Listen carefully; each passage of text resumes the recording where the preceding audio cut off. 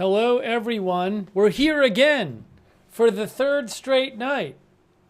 And we still don't know if it's going to launch tonight. But we're here for the SpaceX Starship flight test.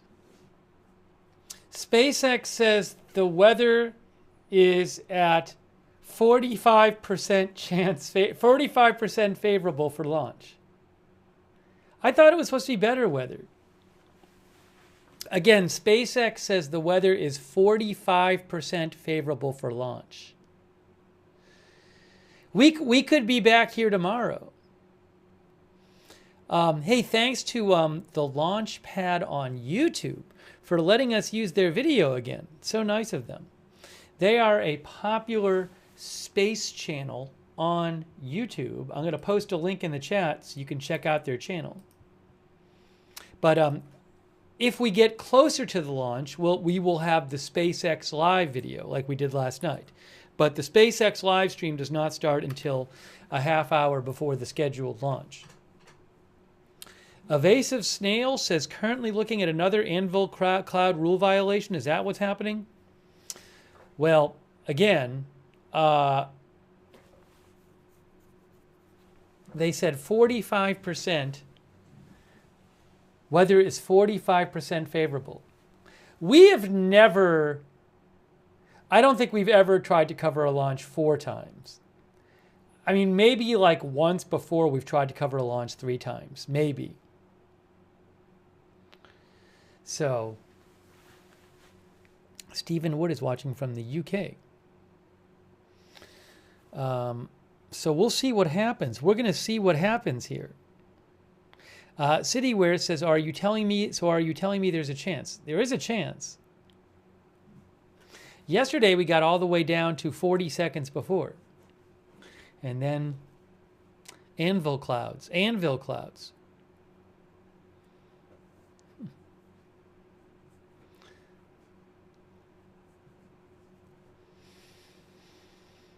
So I appreciate you guys being here. We're going to talk about the Starship again, and we'll see what happens. I should pull up the radar. That's what I should do. Let's look at the satellite. Let's look at the satellite. Live coverage, radar Omega. So, just so you know, the doesn't look that well. The launch area is right around down here, southern Texas.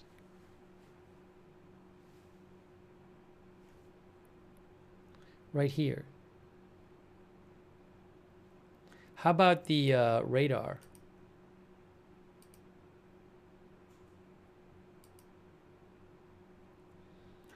I mean, there is some rain. I feel like there's less rain in the area than yesterday. This is the radar here for the last couple hours. That's the rain radar. And then the satellite, I don't know, it seems like maybe it's okay there. I don't know. Who knows? Fred Flintstone thinks last night looked worse. That's what I think too. But I'm not a weather professional. Austin thinks yesterday looked way worse. Johnny58 says less rain clouds. Now, Brian says he believes they could try it tomorrow and also September 2nd. Is that true?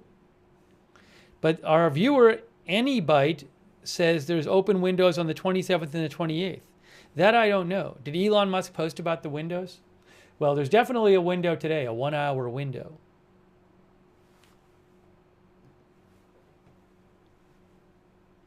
Email says, I've seen several launches with 10% favorable weather. The last minutes can give the window they need. Mike from Jersey thinks it's a go today.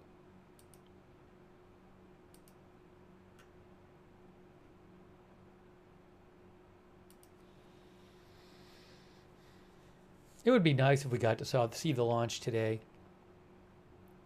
Wouldn't that be nice?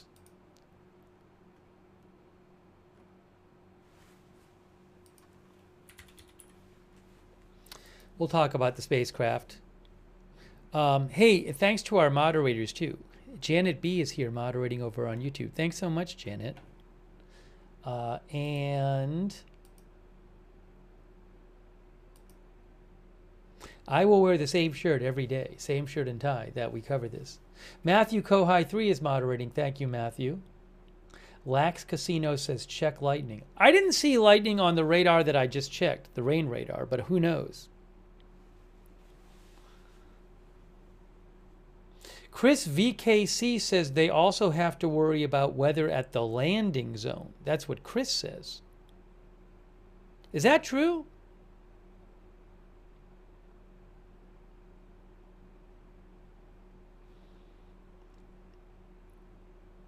Mortz says, take 3, weather looks better today.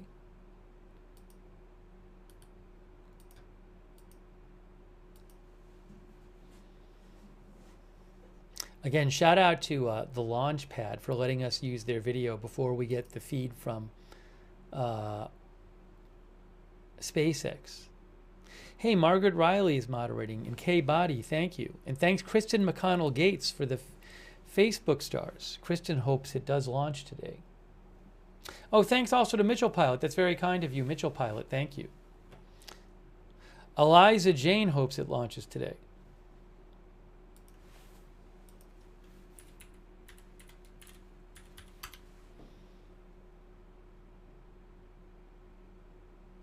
What I'll do, maybe I'll do, well, I'll leave it like this.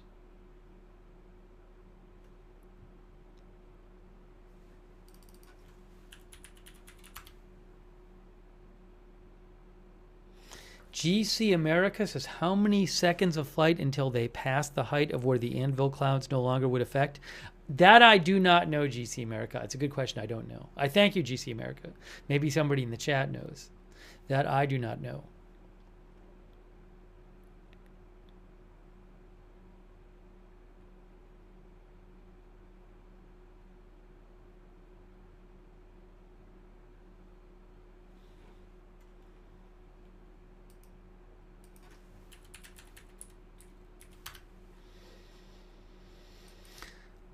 So yesterday, this was reported yesterday, cloudy weather delays SpaceX Starship's latest launch to overcome testing troubles. That was the story yesterday. It's been delayed 2 days in a row. Sly Doggy says, will this one be scrapped? Prophet Mohammed says, here we go again. Matthew Stevick says, I really hope it launches and does not explode.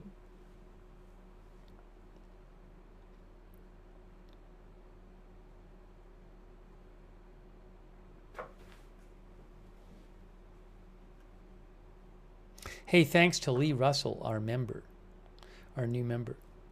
If we end up having to cover it a 4th time, I might come on a little later for the 4th one, if we have to do a 4th one of these.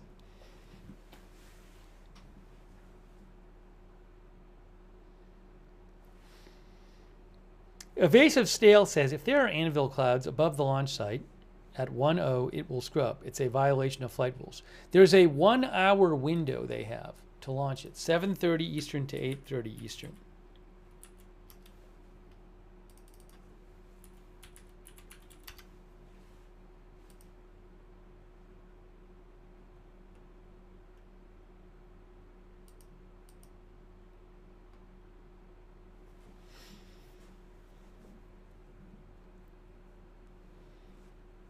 Hey, thanks to Stephen Morales for your support. Thank you. Yes, this is an unmanned flight.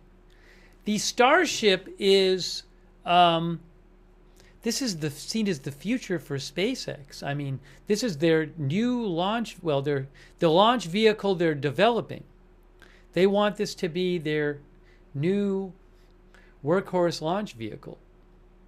Or I guess one of their workhorse launch vehicles. But this is the largest launch vehicle, the most powerful launch vehicle ever created in the world. It's over 400 feet high, I believe. It is composed of the Starship spacecraft on the top and the super heavy booster on the bottom. NASA wants to use this to bring astronauts to the moon. They want to use the space Starship too. Elon Musk wants to use this to bring astronauts to Mars, bring people to Mars, also to be able to launch more, a lot more Starlink satellites for Starlink internet, satellite internet.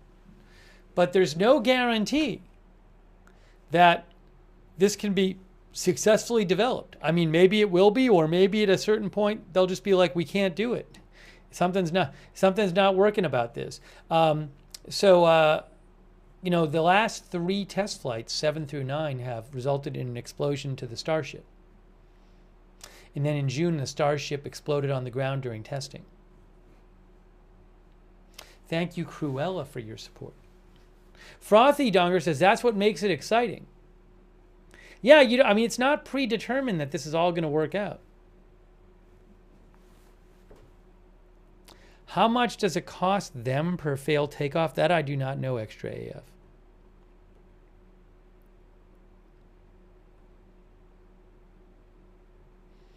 Thanks, Jasper Shearing, for watching.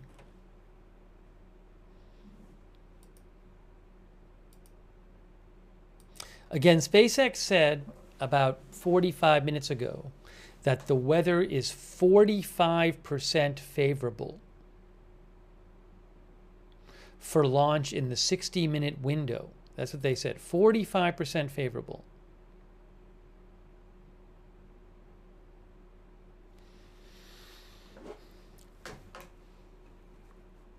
So is the weather there, is it just all cloudy or is it blue?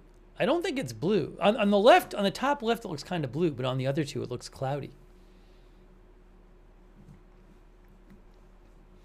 Barry says it's cheaper to scrub than to lose the entire mission in an accident. Polar Man says you have to admire their determination.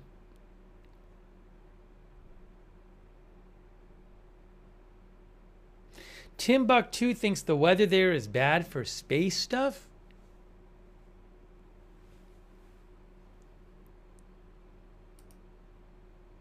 Thanks, Lee Russell, our member, by the way. Thank you.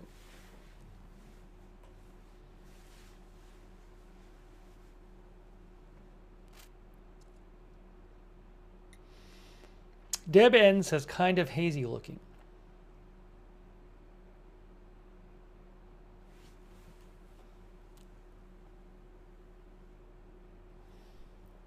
Oops, I need some more water.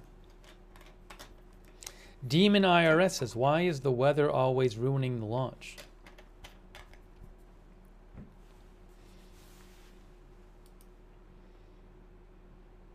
Reuters says that yesterday Elon Musk's SpaceX postponed the 10th launch of its Starship rocket due to cloudy weather. Another slight delay in its efforts to overcome development setbacks and achieve several long-sought milestones essential to the Mars rocket system's reusable design. This whole thing is meant to be reusable, the booster and the spaceship. The the super heavy booster is 232 foot tall. The Starship upper half is the spaceship is 171 feet tall, which make it together taller than the Statue of Liberty.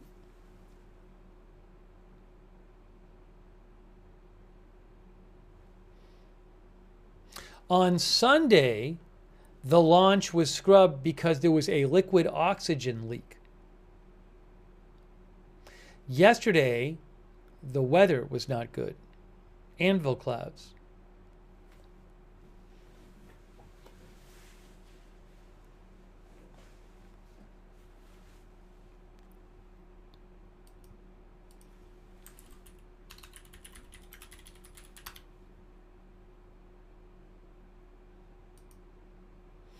Anvil clouds are commonly associated with severe weather, including heavy rain, downbursts, and occasionally a tornado, says Wikipedia.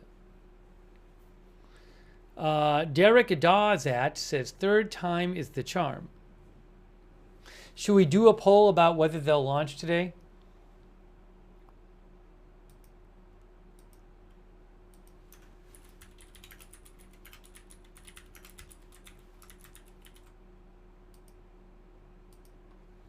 I'll post a poll, see what people think.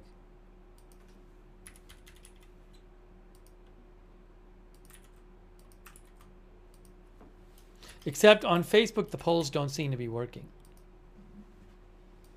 I'll try at Facebook, but they really don't seem to be working over there lately. Surprise, surprise. But I'll try asking Facebook anyway.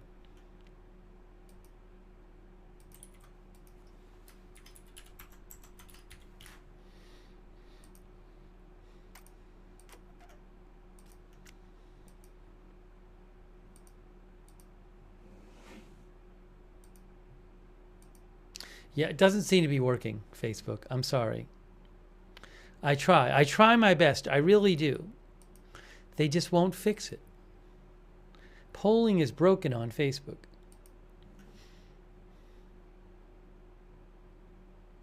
Hey, I'm sorry. Here's what you guys said. I asked you, I said, will this launch actually happen today? So, on YouTube, oops, let me show you what people are saying.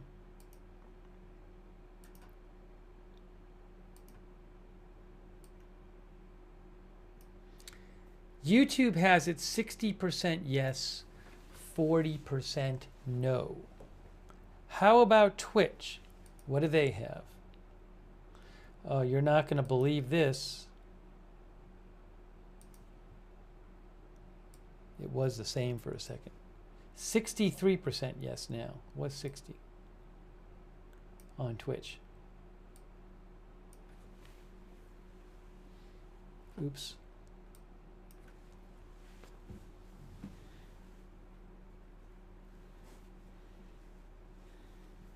Caviar Hound says, go Elon. Hey, thanks. Oops. I owe a thank you, too. I'll thank them in a second. Oh, no, look at now this happened. All right, there we go.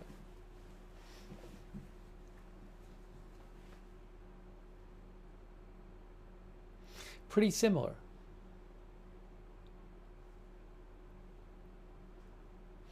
Ariane 7 says it looks nicer than yesterday. Thank you for voting in our poll.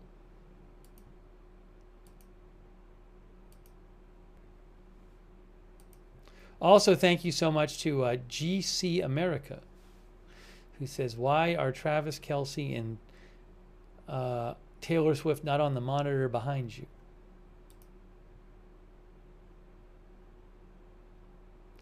Ben J thinks a launch an explosion.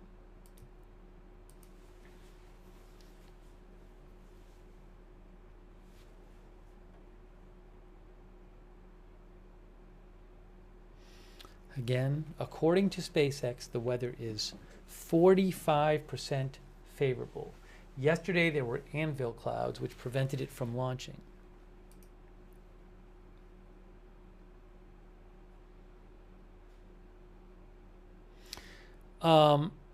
Little background here from Reuters. Development of SpaceX's next generation rocket, key to the company's powerful launch business and Musk's goal to send humans to Mars, has faced repeated hiccups this year. NASA hopes to use the rocket as soon as 2027 for its first crewed moon landing since the Apollo program. SpaceX's Starlink satellite business, a major source of company revenue, is also tied to Starship's success.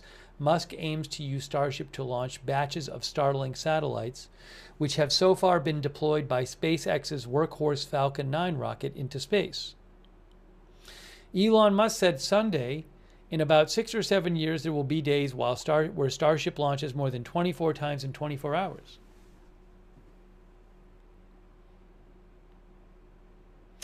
This year, 2 Starship testing failures early in flight, I think for flights 7 and 8. Another failure in space on its 9th flight, and a massive test stand explosion in June that sent debris flying into nearby Mexican territory have tested SpaceX's capital-intensive test-to-failure development approach, in which new versions of rocket prototypes are flown to their technical limits.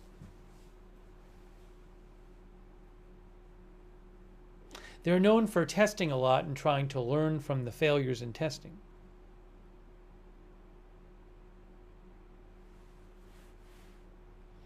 Starship setbacks, says Reuters, underscore the technical complexities of the latest iteration.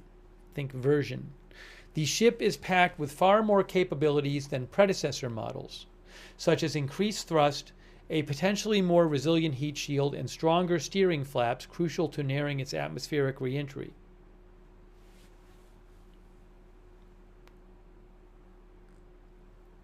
Reuters says SpaceX has a lengthy to-do list for Starship's development before the rocket begins routine missions envisioned by Musk. That includes demonstrating safe returns from space, payload deployments in orbit, and complex in-space propellant refueling, which is crucial to its moon assignments for NASA. Today, if this launches, the booster will not be caught in the chopstick arms at the launch pad. The booster is supposed to return for a water landing off the Texas coast.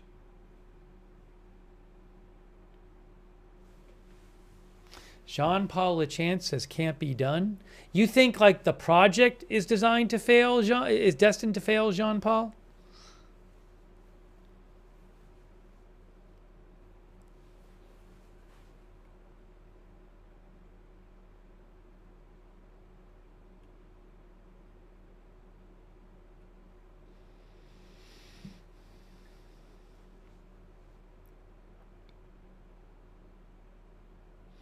Lady in the Pug says people doubted the Wright brothers, yet here we are. Musk is the future of flight.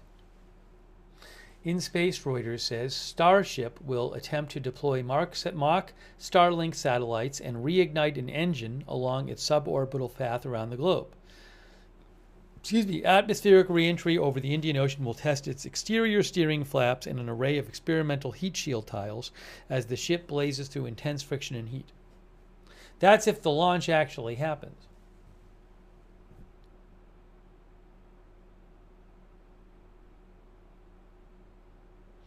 Laughing After Dark says, is this the one that comes down and lands on its own?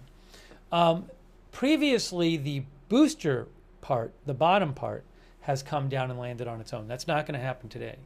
Ideally, it's supposed to both parts are supposed to come back and land on their own. But that's something they're working on for the future. It's supposed to be reusable, rapid reusable.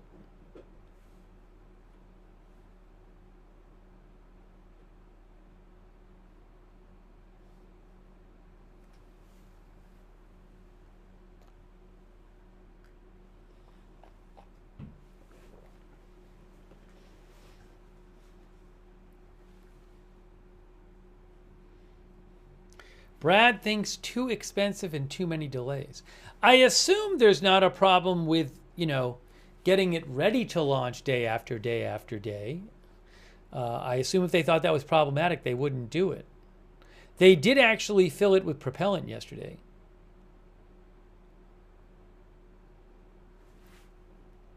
Paul Cardoza thinks lots of wasted money. Lots of wasted money. Lots of wasted money.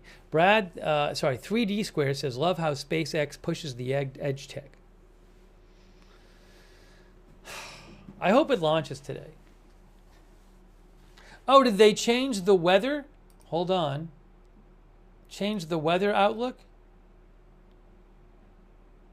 Oh, guys, we have a little breaking weather news. Breaking weather news. Look at this from SpaceX. Weather is now 55% favorable for liftoff. Not 45, 55. Webcast in 20 minutes. Wow, that's good. Guys, look at this. That just came out. Thanks to our viewer for letting me know. Oh, thanks to Miss Curvy. Thanks, Miss Curvy. I really appreciate that from the UK, and thanks for tuning in. Hopefully we get to see a launch today. Look at that. It was 45% favorable before. Now it's 55% favorable. John Dunn says that's a great sign. Oh, the chat The mood in the chat has really picked up with that post from SpaceX.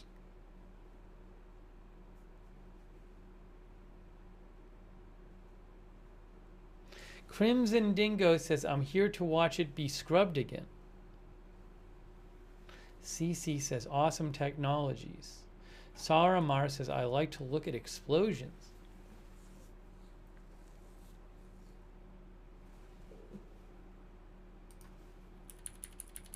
All right, well, that's positive news. So in about 20 minutes, if all is looking okay, we'll be able to show you their live feed. Their live webcast. We'll have the video.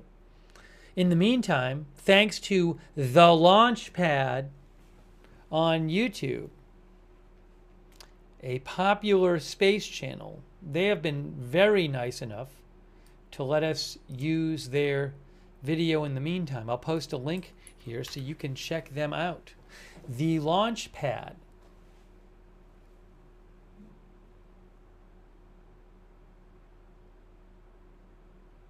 Robert Green thinks it's going to be another scrub.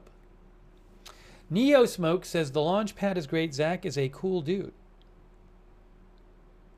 Thanks to Bears for subscribing over there on Twitch.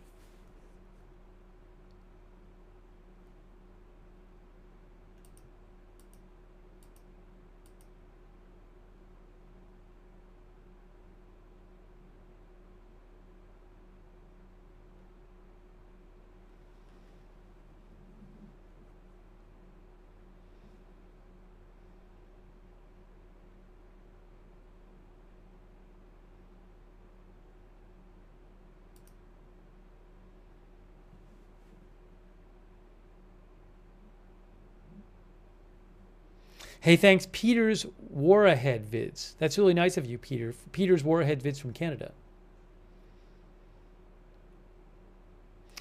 I'm checking for other updates here.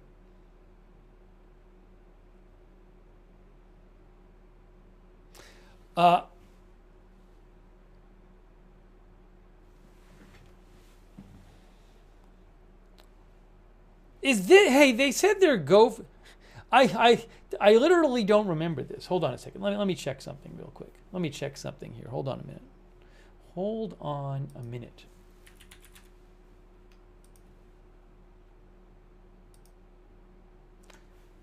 My brain not working? Let's see. What did I have up there on the screen? You know what? I totally missed this.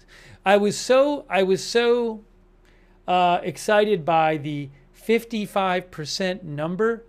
I totally missed that they said they're a go for prop load. I might have even said it. I wasn't thinking about it. But just to emphasize, they did say they're a go for. I had it on the screen. I just didn't really process it. They did say they're a go for propellant load, liquid oxygen and liquid methane. Correct.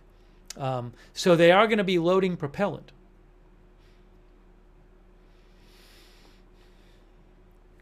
I was like, did it say that originally? Did they post a new post? No, that's the one I had up there originally. John Dunn says they're prepping. It's looking real good.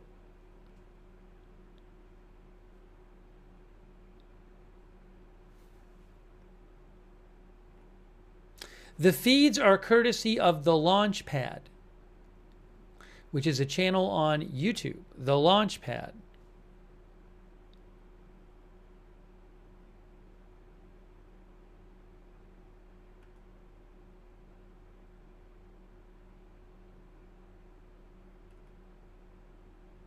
Callie Raven says, has some good thoughts.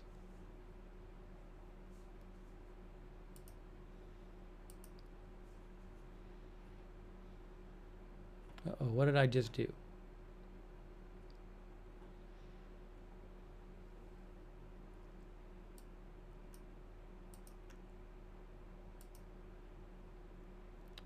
That's okay. What did I just do?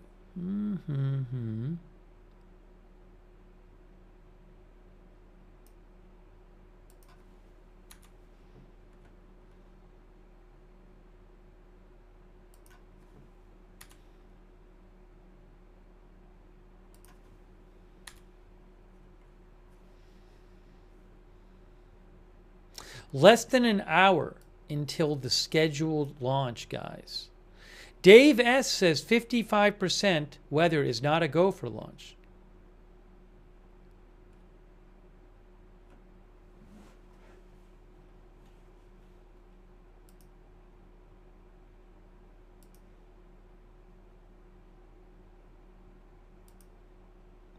Yeah, as Jane Jones says, the launch is planned right now for 7:30 Eastern, but there's an hour.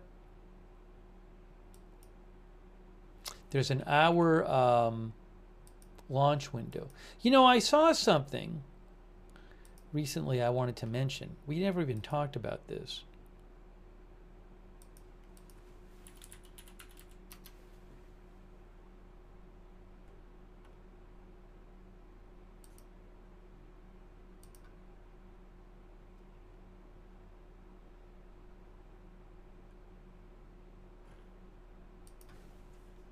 You can see this headline here from the Washington Post. SpaceX wants to launch Starship from Cape Canaveral in Florida. Elon Musk's rivals are not pleased. This is an article from yesterday. They say a request by Elon Musk's SpaceX to launch its massive Starship rocket from Cape Canaveral is drawing opposition from the company's rivals, revealing a high-stakes tussle over the company's growing dominance on Florida's historic space coast. Several competitors have told the U.S. Space Force that their work at nearby launch pads could be disrupted nearly every day of the year as they deal with safety precautions that would be associated with frequent flights of the new SpaceX rocket. Starship, the largest and loudest rocket ever built, is still in experimental testing and has flown exclusively thus far from SpaceX's Starbase in Boca Chica, Texas. We're talking about this, I think it's technically Starbase, Texas now, but that's where this flight is taking place. If Starship is successful, its capacity to lift greater numbers of satellites with each launch could further cement the company's status as the government's premier space contractor. That is precisely what worries the host of other space companies developing rockets, from startups to legacy aerospace giants. They are concerned that SpaceX routinely launching Starship from the Cape Canaveral in Florida could make the Pentagon and NASA even more dependent on Musk's firm by crowding out their own ability to develop rockets there, industry officials said. That's interesting.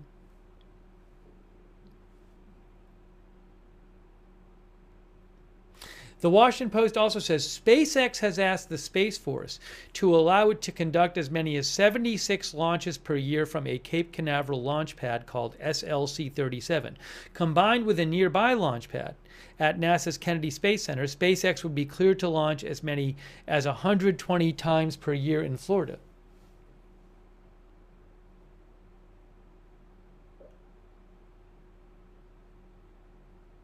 A little background here from that article on the ship, on the launch vehicle. Starship is the most powerful rocket ever built. At 403 feet tall, it is twice the size of Falcon 9, SpaceX's most commonly used reusable rocket.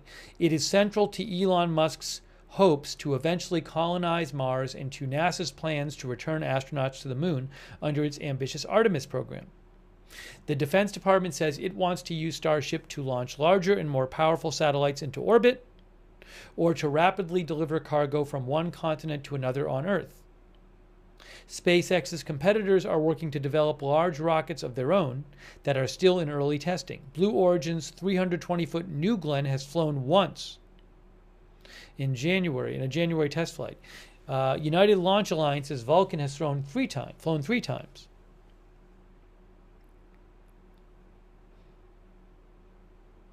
Starship has flown 9 times out of South Texas with test flights that showed a mixed safety record.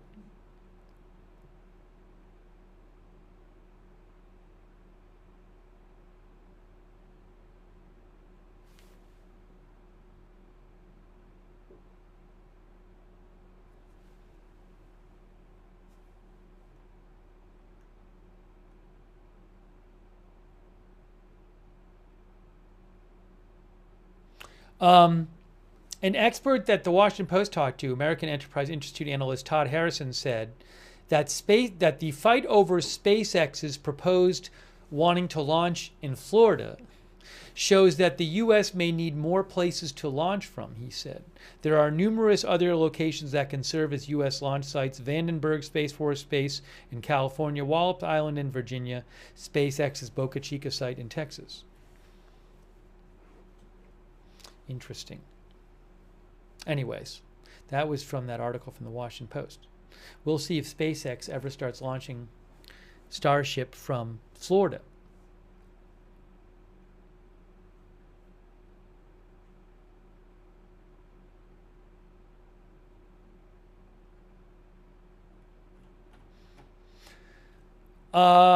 Do we have any updates from SpaceX?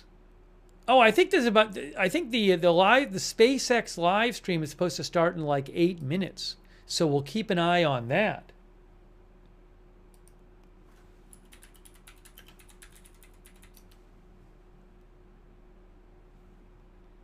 Give me 1 second here. I just have to get myself prepared here. Now, Nini says no clouds. Are there no clouds, or is it general cloud cover? Let's check we'll have to check the radar again and the satellite. Will Elon speak again? I don't know that this, hold on a second here. I don't know that Elon Musk will appear I mean, he gave an update about Starship yesterday. I don't know that he's going to be on the live stream. I don't know that he's going to be on the live stream again. Chris N says there are clouds.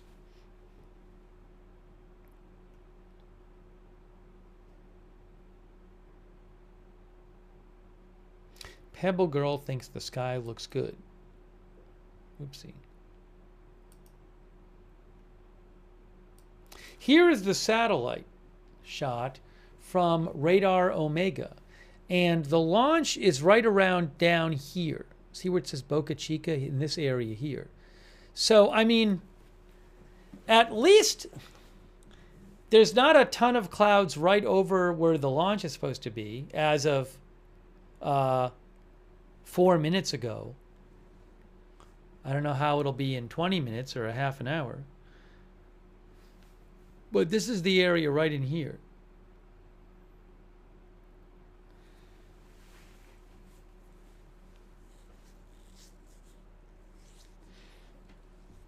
And then here is the precipitation radar to see the rain.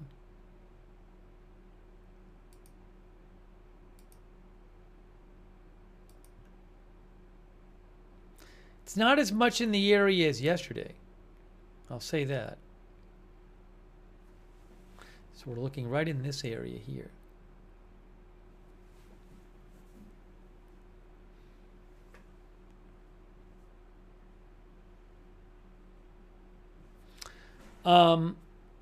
The clouds are bad because they can contain lightning and also ice. That's two reasons they can be bad. Also, they can be a sign of stormy weather with high winds too. Believe me, I am no space expert, but from my reading, I have seen that.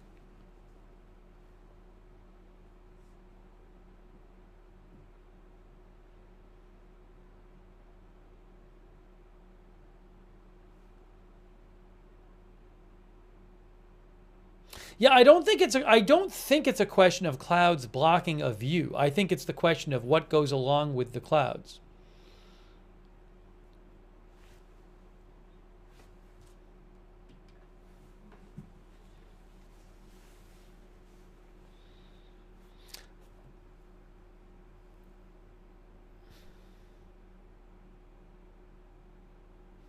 Pre-breakfast banana says clouds love SpaceX.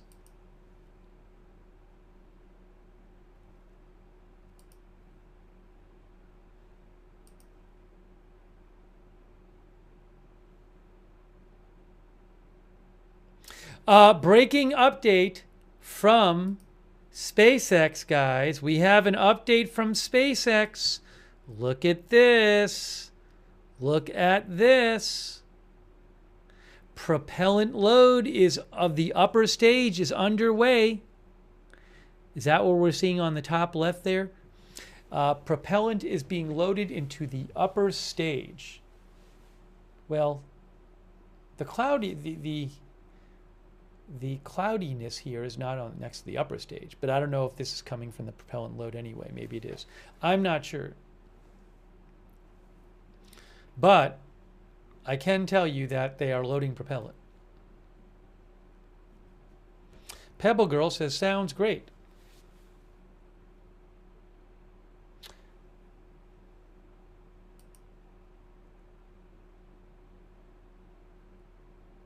Oh, the webcast is starting. Okay, hang on a moment. Give me a moment here. We'll have to pull up the webcast. I'll get it up there for you. I will get it up there for you. I need a moment.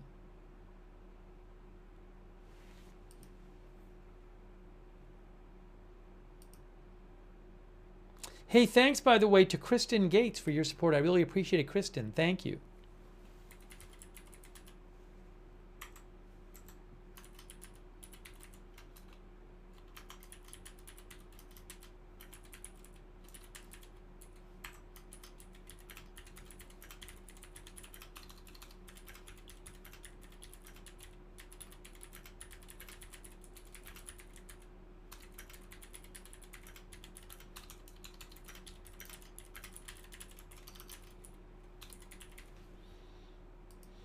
Okay, so let's get the SpaceX webcast is starting now.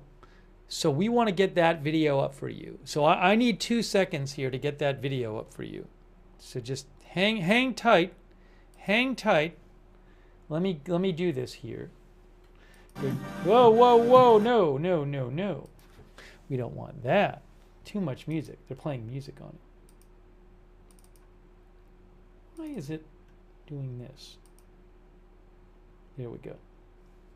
All right, hang on a moment. Everyone, just hang on a moment. Thanks for your patience.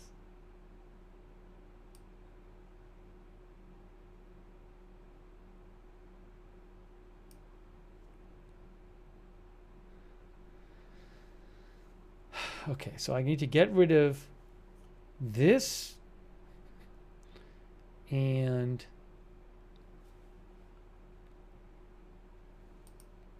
this. Here they are. Hold on. I'm going to put them on the screen right now for you. I'm putting the SpaceX on the webcast via Reuters and AFP. Following along, today is going to mark the 3rd attempt to get our 10th Starship flight test off the ground. First one was back on Sunday. We stood down then to troubleshoot an issue with some of our ground systems, had a leaky hose.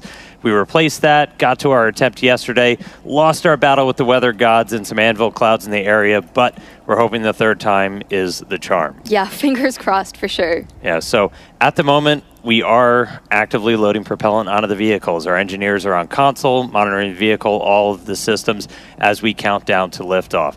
Prop load is underway. We are looking better on the weather this time, good on the range, and we are targeting the very beginning of our window at 6:30 p.m. Central Time. Our objectives for today, really with the ship, are going to look very similar to the last couple of launches, looking to deploy those Starlink simulator satellites, fly a whole bunch of experiments during Starship's reentry, testing the limits of its heat shield and its flaps. Ultimately, we want to see ship do controlled descent, soft splashdown in the Indian Ocean. That's really what we're looking for today. Regardless of the outcome, though, goal is always to collect as much data as very possible. Similar to the last couple of launches, looking to deploy those Starlink simulator satellites, That's fly right. a And either whole way- bunch of experiments during Starship's reentry, testing the limits of its heat shield and its flaps. Ultimately, we want to see ship do controlled descent, soft splashdown in the Indian Ocean. That's really what we're looking for today. Regardless of the outcome, though, goal is always to collect as much data as possible. That gets us one step closer to a fully operational Starship. That's right. And either way, flight tests guarantee the maximum level of excitement. And Starship will allow us to fly the heaviest payloads ever flown and ultimately fly humans further into space than ever before, even all the way to Mars, as we always talk about. Our progress here at SpaceX is measured by getting closer to establishing a self-sustaining civilization on Mars, and these are the flights that are forging that path. That's right. Now, a whole bunch has happened to get us to this 10th flight test. We're not going to go all the way back to the beginning, but we're going to start with Starship's 9th flight test, which lifted off in May. That one did end with what we call a rapid unscheduled disassembly, or a RUD, on both the ship and booster. Let's take a quick trip back. So Flight 9 marked the first reflight of a super heavy booster. We saw successful hot staging and the first ever deterministic flip, which gives us extra performance. The reused booster was flown at a much higher angle of attack to push the envelope on capabilities. This did end up causing some internal structural failure, eventually leading to a rapid unscheduled disassembly at landing burn. Ship, though, continued its ascent. While it was going, though, we saw pressure dropping in the main fuel tank, rising in the nose cone. In this view, you can see pop the fuel diffuser inside the pressurization system. We had a hole develop. The ship still managed to complete its ascent burn, got to its planned velocity, got to second stage engine cutoff. Really huge moment. After that, though, we did run into some issues with attitude control, which eventually led us to skipping the payload deploy and Raptor relight demos. Starship eventually re-entered the atmosphere in an off-nominal attitude, and communication was unfortunately lost approximately 46 minutes into the flight test during entry, but not before we got one heck of a light show. That's right. Looking forward to another one today.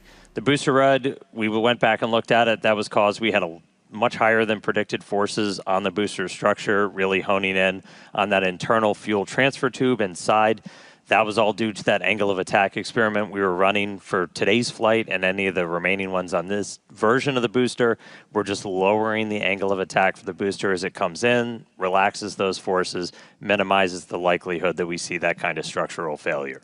Yeah, and then over on the ship side, we redesigned the part of the fuel pressurization system that failed on Flight 9. We put it through a more rigorous test campaign and subjected it to flight-like stresses, and eventually we were able to actually run it for more than 10 times the expected service life with no damage, which was super exciting. Yeah.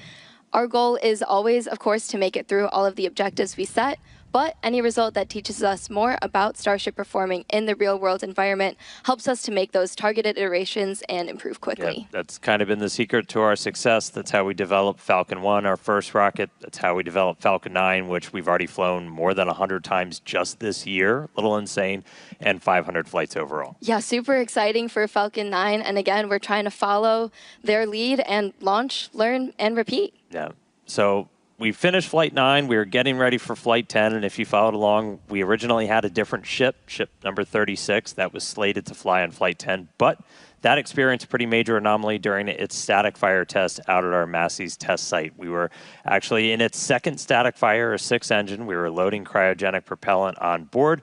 We saw a sudden energetic event, complete loss of Starship, damage to the stand, and some of the immediate area surrounding it. The most likely root cause that we were able to identify was undetectable or under-screen damage to a composite overwrapped pressure vessel, or COPV, in Starship's payload base section. To address this probable cause, we are operating the COPVs on Starship at a lower pressure and also implemented additional proofs and inspection methods. Meanwhile, though, got to maintain our launch schedule, got to keep testing, so we pivoted to actually using the launch pad, the same one we're stacked on right now, to do ship static fire tests, something we had never done before. A retrofit was the fastest path to get back to flying. The team was able to engineer, implement a solution. We used a ship transport ring, sawed some stuff off, welded some stuff on. I'm sorry to interrupt. I have to interject with just a little bit of breaking news. Brett Bayer of Fox News reports that Cracker Barrel is bringing back its old logo. The company says, "We thank our guests for sharing your voices and love for Cracker Barrel. We said we would listen, and we have. Our new logo is going away, and our old-timer will remain." All right, so I just wanted to interject that for you. That next generation of Starship version 3. Yeah, very excited. I'm looking forward to it. Yeah. Okay, back to the rocket on the pad currently. Starship is the first orbital launch vehicle engineered to be fully reusable. It's built for frequent flights and a significant amount of payload. It is the largest rocket ever made, ever flown, largest flying object in human history. It's going to be the vehicle that enables our foundational mission to eventually bring humans to Mars. I recently, just yesterday, got a chance to do a deep dive into kind of everything big picture Starship. Had some special guests, Elon Musk and Bill Riley. Let's take a look back. We're about to launch the largest flying object ever made, but this isn't on the radar for everybody, and we know that. So we want to kind of take a beat, pull back, do a little bit of Starship 101. They're playing Elon Musk from yesterday. I've got some special guests crashing the webcast today. Joining me now in Star Factory, Elon Musk, Chief Engineer at SpaceX, Bill Riley, our VP of Starship Engineering. Thanks for being here, guys. I know we got a rocket about to get off the pad, but let's start people off like high level. Like, why are we here? What the hell are we doing here? Well, I don't know about everybody, but I'm here to try to build into the future that I imagined and dreamed of as a child, where starships with people are out among the stars exploring the universe. Yeah, so the why, it's always important to explain the why of things. And the why of Starship is that we want to be a multi-planet species to extend consciousness beyond Earth, I think for two main reasons. One is to ensure the long-term survival and prosperity of life as we know it in consciousness, which if we are a multi-planet species and ultimately a multi-stellar species out there among the stars, the probability of survival is much, much longer. That's kind of the, defensive aspect or life insurance for life collectively. But then there also need to be things that are inspiring and exciting and that give you reason to live. Life cannot just be about solving one tragic problem after another. There must be also reasons to get up in the morning and be excited about the future. And a future where we are a spacefaring civilization is infinitely more exciting than one where we are not. And we're doing it all pretty unique location. I mean, the pad's behind us. We got rocket on the tower. We got another tower with it. We're sitting inside Star Factory. And I mean, it wasn't like this for very long. This is all pretty brand new. Yeah, I think we moved Starship here in about the early part of 2019. So we've been coming that entire time and seeing the site evolve from a double wide trailer and a tent where we built Starhopper to the first suborbital test flights. And now we have behind us two towers for the first time as we build towards the first operational flight from the second tower at the end of this year. And this beautiful building, 1 million square feet, where we're able to work towards a production line of Starships. Yeah, the SpaceX team has done an incredible job of building out really the most advanced rocket manufacturing facility that has ever existed. This is far beyond any rocket fabrication facility that has ever been built. This is essentially alien-level technology, and it was all built here basically down by the Rio Grande River and close to the beach. It's an incredibly improbable location, and this used to be a sandbar. I think we're about, 3 feet or about a meter above sea level. It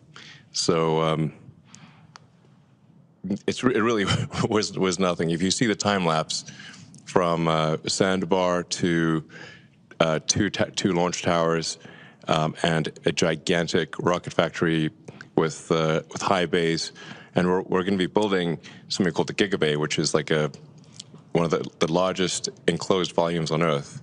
So it's sort of like a gigantic Borg cube that we're going to be building here for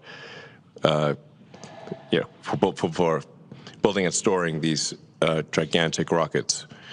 It's really spectacular, and anyone can come and visit. So because we're on a public highway, and we're literally by a public beach, you can actually come and see the rocket. You quite close up. I mean, you can drive past it, and you can also look at the factory. And anyone can do this from anywhere in the world. So if you can come and visit and check it out. So I think it's pretty cool that it's just not right now. Just not right now. Just not right now. Obviously not when we're launching because there's some safety issues. But the rocket's often just sitting on the pad without any propellant in it, and then you can just you can just come here and visit. It's very easy. Yeah, I think it's a really special place. Yesterday, the ship went down the road behind us, and I saw families outside going for on Sunday, going for their Sunday stroll, and they were greeted by Starship going down.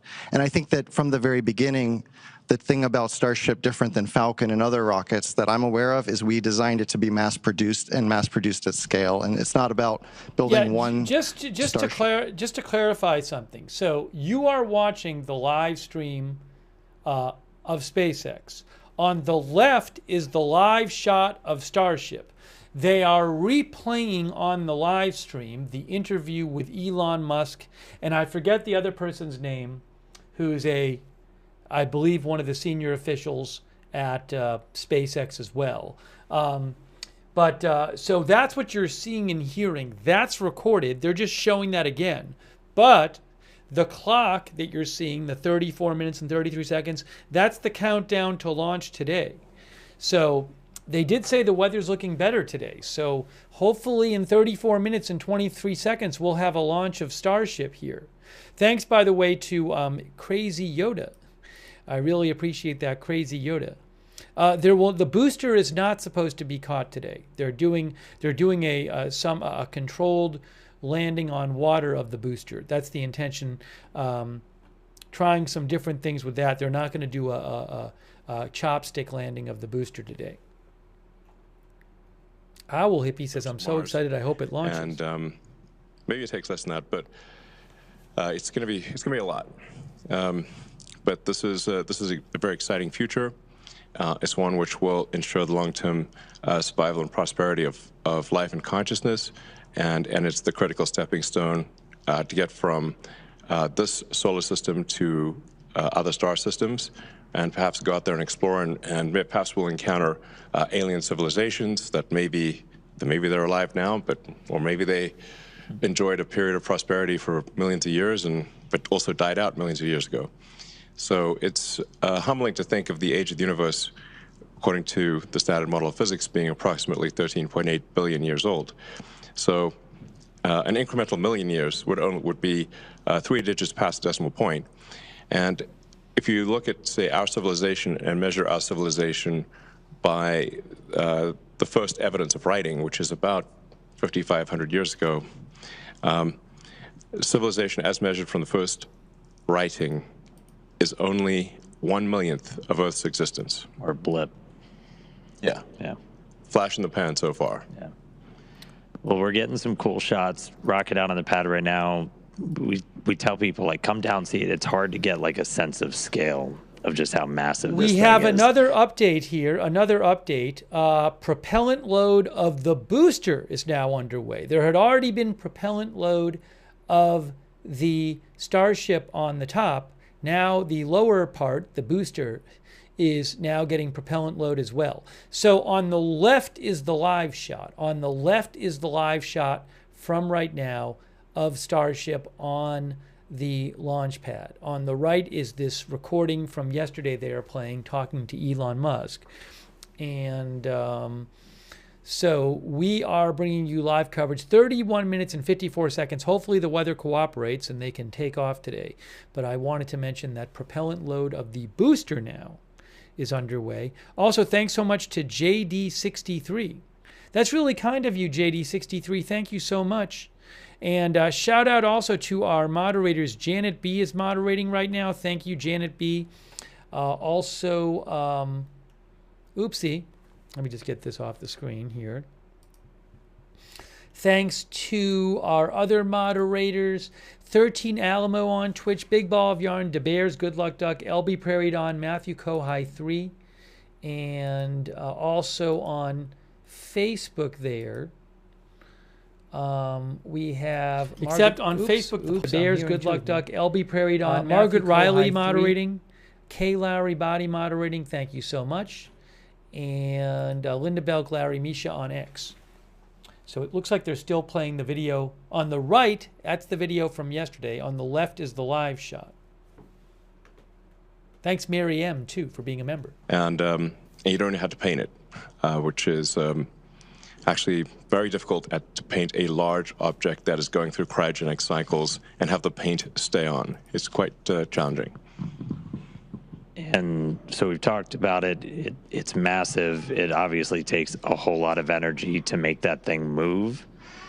And that's where Raptor really starts to come in, most advanced engine on the planet. Giant Yes. lightsaber. No, that's a lightsaber and a half.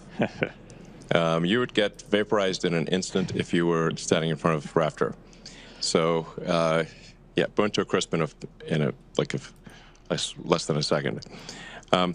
So in order to create a fully reusable orbital rocket, you have to advance the state of the art in every part of the rocket. That means the engines have to be better than any engine ever. The structure's got to be better than any structure ever. You've got to you've got to have a means of bringing the rocket back to the launch pad. You've got to have a fully reusable orbital heat shield, and that no one has ever made a fully reusable orbital heat shield. The space shuttle, for example, required 9 months of refurbishment between flights. So the space shuttle heat shield would come back essentially partially broken and would require many months of refurbishment in order to fly again. What we're trying to achieve here with Starship is to have a heat shield that can be flown immediately. So the ship, both the ship and the booster, would be caught by the tower arms, and the booster would be placed immediately back on the launch stand, and the ship's got to orbit Earth at least once, but then could be back potentially in one orbit, but in most cases several orbits. So the ship would come back several hours later, but then be caught by the arms and placed on top of the booster. You could also have multiple ships ready so that a single booster could service 5 or more ships, so that you could be flying the booster in theory, every hour. This is kind of a profoundly fast speed, obviously, for the largest flying object by far ever made. But it's the reason why we catch the booster with the tower arms, and the ship also will be caught with the tower arms, because that's the fastest way to get the booster and the ship back to flight. If we had instead put landing legs, which we have done before for the ship tests, we actually had landing legs that flipped down, and the ship we've successfully demonstrated landing with legs. But if you do that, if we were to do that with the booster and the ship, here we'd have to land somewhere else with the legs, then lift the rocket, stow the legs, transport the rocket back to the pad, which is very unwieldy when you've got a gigantic thing. Then it would be picked up by these tower arms and placed in the launch mount. That would delay the reusability dramatically and would add a lot of mass with the landing legs. So that's why we catch the rocket with the tower arms, because it's the same tower arms that put the rocket in the launch mount are used to catch the rocket. And that means that we can put the booster back in the launch mount in less than an hour after liftoff. In fact, the booster is going to come back very fast. Like, 5 or 6 minutes later, this booster is coming back one way or another, or not coming back. So then you really have propellant full time. Just to update you here, we are watching the live SpaceX feed, but they are showing 2 things on their feed. On the left, they're showing the live shot. On the right, they're replaying yesterday's interview with Elon Musk and another high official from one of the senior officials of SpaceX. And I can't remember who that was. But so that's why you're seeing what you saw yesterday on the right. But that clock is accurate. It's 26 minutes and 5 seconds till the scheduled launch time. And they said the weather's looking better. The last SpaceX update online said 55% weather go for launch. They thought there was a 55% chance that the weather would cooperate. But I mean, the host of I forget his name, the SpaceX host of the broadcast said a little while ago that the weather was looking better than yesterday. So we'll just have to see what happens here? I hope we have a launch today, but 25 minutes and 30 seconds. That's what we're waiting for. Thanks, Miss Curvy, by the way. That's nice of you. Thank you. Also, Babelicious, our member, thank you. Remember, the last 3 space test flights of SpaceX Starship ended up in the Starship exploding. And then in June, the Starship exploded, the Starship spacecraft exploding, the last 3 test flights. And then the Starship spacecraft exploded on the ground in June during testing then. So SpaceX is supposed to have, is hoping to have be able to complete more of their testing objectives today. We'll see what happens. And as I mentioned, there's no guarantee that when all is said and done, that this spacecraft, that this space launch vehicle, the spacecraft and the booster, will ever be certified. I mean, they're doing their best, but, you know, they got to keep testing it until it can be proven safe and reliable. And, you know, they hope to be able to do that, but there's no guarantee that they'll be able to do that. So we'll just have to see. But they hope that today's, you know, they can do more today than they've managed on the last 3 test flights. We'll see what happens. But 24 minutes until launch is supposed to happen. Looks like they're still, oh, hold on, are they back? I assume soon. Which was a successful test. We actually landed to one was it we were able to actually recover it. And the interview you can see yesterday. it here in the Rocket Garden if you visit Starbase. Yeah, so the Rocket Garden that Bill mentioned, we have actually a whole bunch of boosters. I'll go back to the audio on the video as soon as they, I think in a couple minutes, the replay of the interview from yesterday will be over, and then they'll go back to their live coverage. Kinganik thinks it's going to be a weather scrub. Arslan says 3rd time lucky.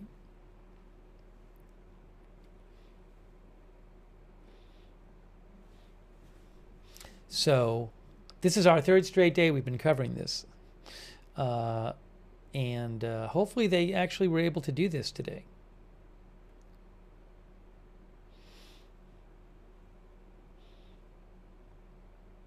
Marco Polo thinks it's going to blow up on launch? That's what our viewer Marco said. Less than 23 minutes now. El Sarmento, thank you. El Sarmento thinks NASA needs to go back to building its own ships. Thanks also Who Shot JR for your support on Twitch. I appreciate that, Who Shot JR. So again, they're still replaying that interview from yesterday. But any moment now, they should be back to their live play-by-play.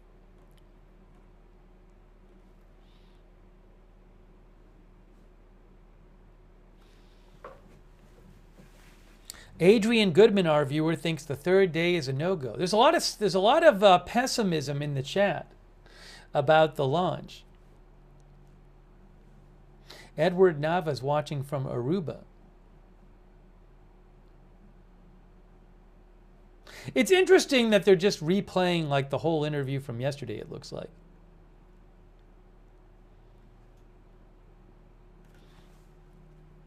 Robert Bruyette says, I am looking forward to a spectacular, successful launch. NASA is planning on using the SpaceX Starship, the Starship spacecraft, to take astronauts to the moon. Elon Musk wants to use it to take people to Mars and also to greatly increase the number of satellites, Starlink internet satellites, that are being launched.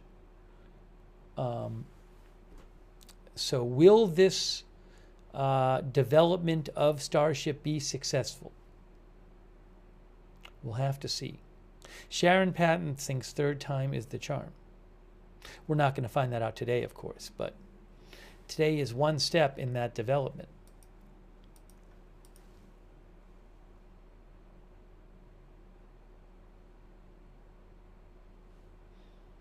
They're still on the yesterday On the right is still from yesterday. But they have been loading propellant, guys. The propellant has been loaded into, they've been loading the propellant into the top and the bottom stage, the spacecraft and the booster. Oh, so Jesse Anderson of SpaceX, who's a manager with SpaceX, just posted 2 minutes ago, prop loading, let's hope the weather is in our favor today. That's a message posted by Jesse Anderson of SpaceX 2 minutes ago. Let's hope the weather is in our favor today. Yeah, I mean, this again, they're still playing the recording from yesterday. On the right. On the left is the live shot from today. So I'm just waiting until they go back to their the live coverage from today, the live correspondence. As soon as that gets back, I'll send you over to the audio there. I'll turn the audio for a second on for right now. Hold on a second here. Go from LA to Sydney in less than half an hour. You could go LA to Tokyo in less than half an hour. You could go from New York to Singapore in half an hour. Everything's probably half an hour, basically. But some things might be 10 minutes. Yeah, that's true. I mean, yeah, sign up for that, please. All right, cool. Across the Atlantic in 10 minutes, no problem. Please, yes, sign me up. You're going 25 times the speed of sound, so that's 30 times faster than a commercial aircraft. And it's a whole hell of a lot better view. Yeah, it's a hell of a view. Yeah. All right, cool. Anything else, guys? Anything else? Well, you're I mean, really excited about we could coming say out? a lot more. Yeah. Maybe we should go check in on the rocket and get on console. We're going to go back on console. Let's see if they go live hopefully right here. The weather supports the launch tonight. Yeah, thanks for tuning in. And yeah, thanks for your support. Now watch. There, that's live. All right. Obviously, that was really cool. There's probably not anybody else cooler on the planet to talk Starship with. Still very ready to sign up for that point-to-point travel too. Also, though, it's really hard to relay just how much power is being generated by these engines on this rocket. We try to compare it to something like a little bit closer to home for people. We've used an airplane a lot of times. That's just something a little more tangible to folks. Yeah, if you were to stack Starship up against one of the biggest airplanes out there today, the 747, just one Raptor engine is double the thrust of all 4 airplane engines. Super crazy to think about. And the Super Heavy on the pad right now, which has 33 Raptor engines, is putting out as much power as about 64 747s. Yeah, it's, again, just a tremendous amount of power. World's largest flying object. It's crazy. And again, that was really cool to just go through that. I love to geek out as much as everybody else over all the nitty gritty, but always important to remember there's a lot of people that just don't know that all of this is happening. So it's cool to remind them, cool for everybody else out there to help us spread that word. All right. So right now we are 17 minutes, 12 seconds and counting until the 10th Starship flight test. While we do have a moment, though, let's check in over with Tyler Lionquist over in Hawthorne for the latest on Starlink. How's it going, Tyler? Thanks, Dan and Amanda. I'm Tyler Lionquist, and I'm a Starlink business analyst here at SpaceX. Starlink is SpaceX's low Earth orbit, high-speed internet that's bringing connectivity both on Earth and in space. Now, for today's mission, Starship is outfitted with 4 Starlink terminals, allowing us to get live views of ship while in orbit and all the way down to splashdown in the Indian Ocean. Our Starlink satellites are built in Redmond, Washington, which is also where we monitor the health of the entire constellation. So let's take a quick look for more on Redmond. A lot of people might not realize when they think about the scale that we're operating is that actually I can't play the music, so I'm going to talk over this because I can't play the music. They're playing music. Anyways, we're at 16 minutes and 7 seconds until scheduled launch time, guys. 16 minutes. See if I have any updates here from SpaceX.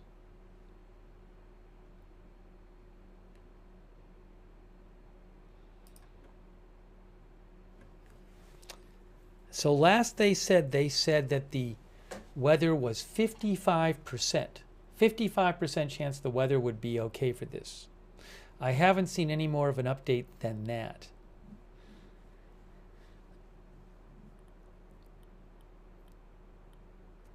Toilet Brush says, are we still going? Well, it's still on schedule. They have their live stream on. They've been loading propellant into the spacecraft and into the booster. So, it's scheduled so far. It's sticking to schedule. We'll see. 15 minutes now. Why no chopstick catch today? They want to try doing some different things with the booster. So they said they want to try some unique engine configurations with the booster.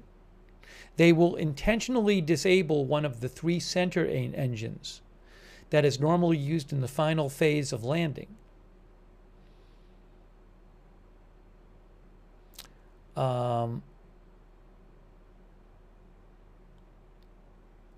I think with the booster they want to test like they want to do some testing in case, like, yeah, they say the booster on this flight is attempting several flight experiments to gather real-world performance data on future flight profiles and off-nominal scenarios. Off-nominal means things aren't working as expected. Oh, hold on a second. I can put the audio back. 3 satellites Starship will be launching in the future.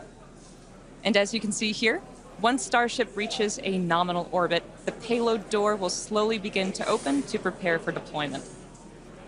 The Starlink satellites will be dispatched relatively quickly, one at a time, like a Pez dispenser, as you can see on your screen. They'll be situated in one long stack, taking up as little space as possible. So if this test flight goes as planned today, the Starship is supposed to, I think, release 8. Is it 8? The Starship is supposed to release some simulated satellites. I don't know how many, but it's supposed to basically do what you're seeing on the screen today with simulated satellites. We'll see if they get that far.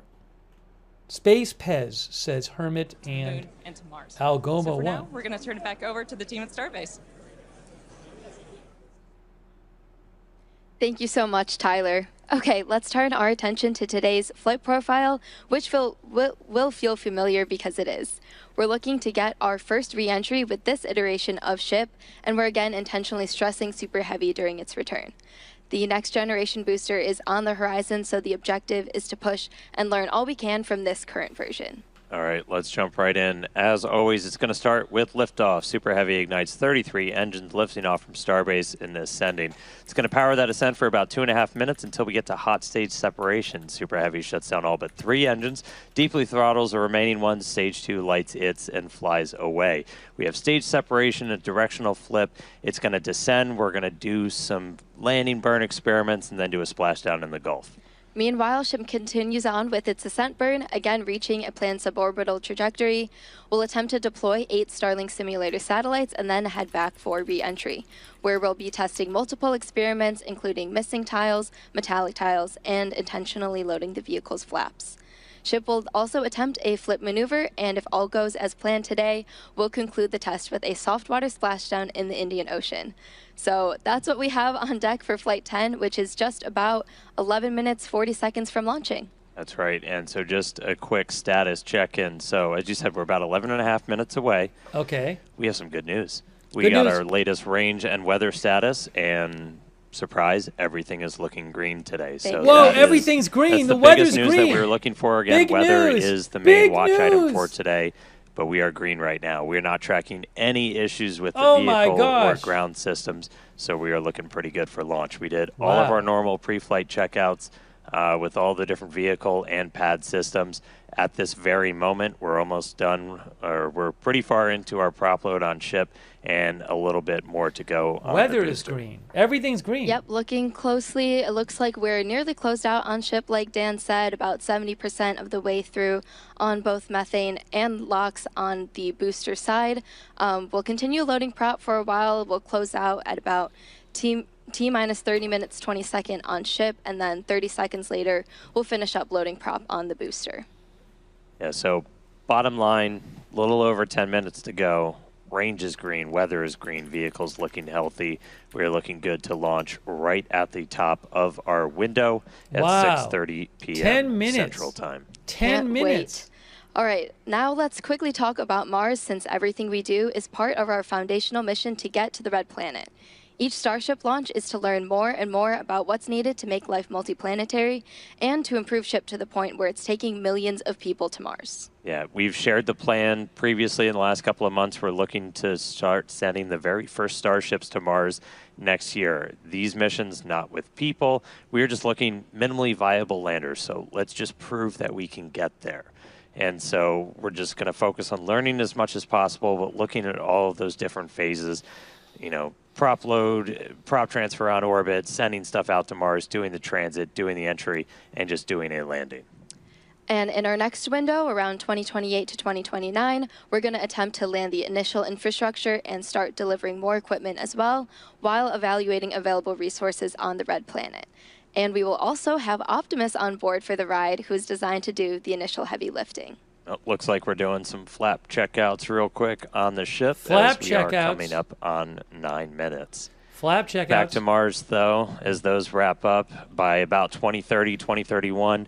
We'll continue to increase the payload per ship, build out more infrastructure out there on Mars's surface, start to mine some of those resources, set up some propellant generation plants, build up some fuel and some oxidizer to send Starships back from Mars. By the time we get all the way to 2033, we're looking to double the amount of payload we're sending with each ship as we get closer and closer to building a self-sustaining presence on the Red Planet.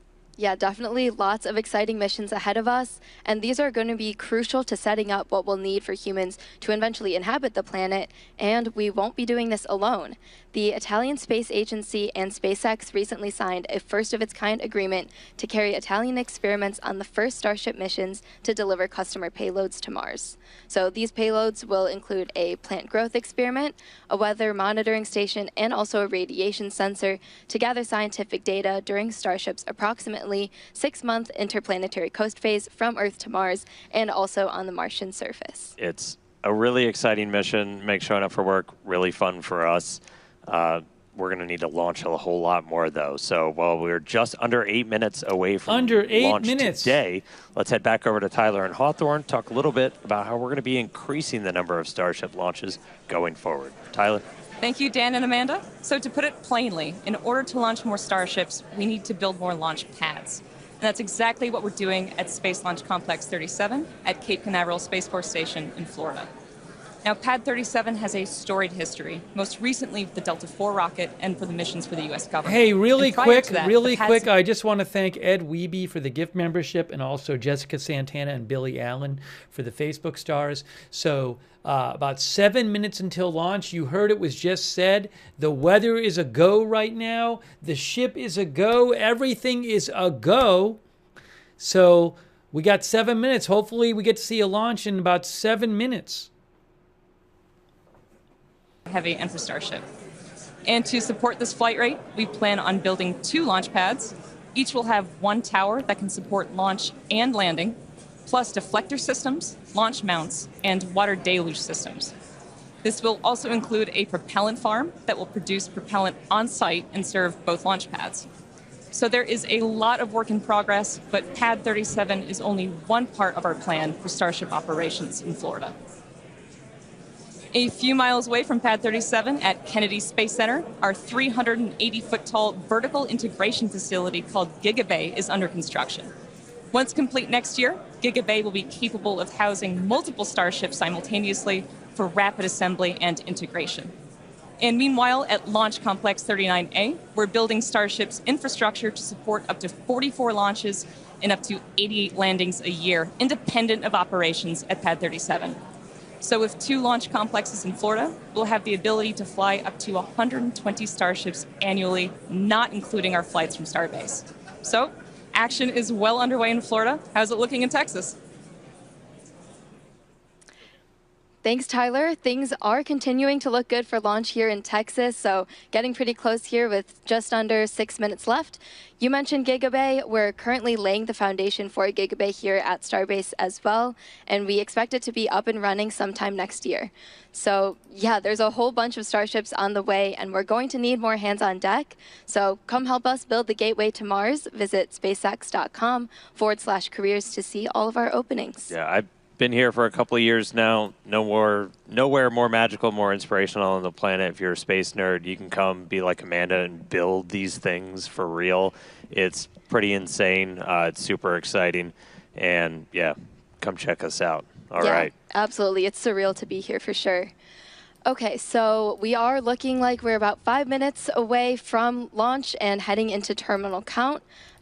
Range and weather are continuing to look good, and prop load continues on both stages. Weather's of Starship. still good. We'll close Weather's out still here good. in just a minute or so. Yeah, we're just about done. It looks like. Let me grab my numbers real quick. We're Less not than tracking 5 any minutes. issues. We are just creeping up to 90% full on the locks on the booster, a little over 93% on ship, or sorry, fuel on the booster, and then ship we're just about to close out, so only a couple of minutes to go there. Once we're done, you've got just shy of 11 million pounds of liquid propellant on board those two different stages. We'll see a couple of final things happen. Well, you can't really see it. It's all going to be happening in our ground systems as we'll do pushbacks, clear all of the propellant out of those lines that are flowing up through the tower and into the vehicles, and get ready for launch. We just did our final guidance, navigation, and control system checkouts. Our flight safety system is being armed right now, and we're doing our final wiggle checks shortly with the engines on the thrust vector control tower steering the rocket. Less than 4 minutes. If we need to hold, which we are not currently tracking a reason to hold, that would come at T-minus 40 seconds. You saw us do that yesterday. We can hang out there for about 8 minutes or so right now.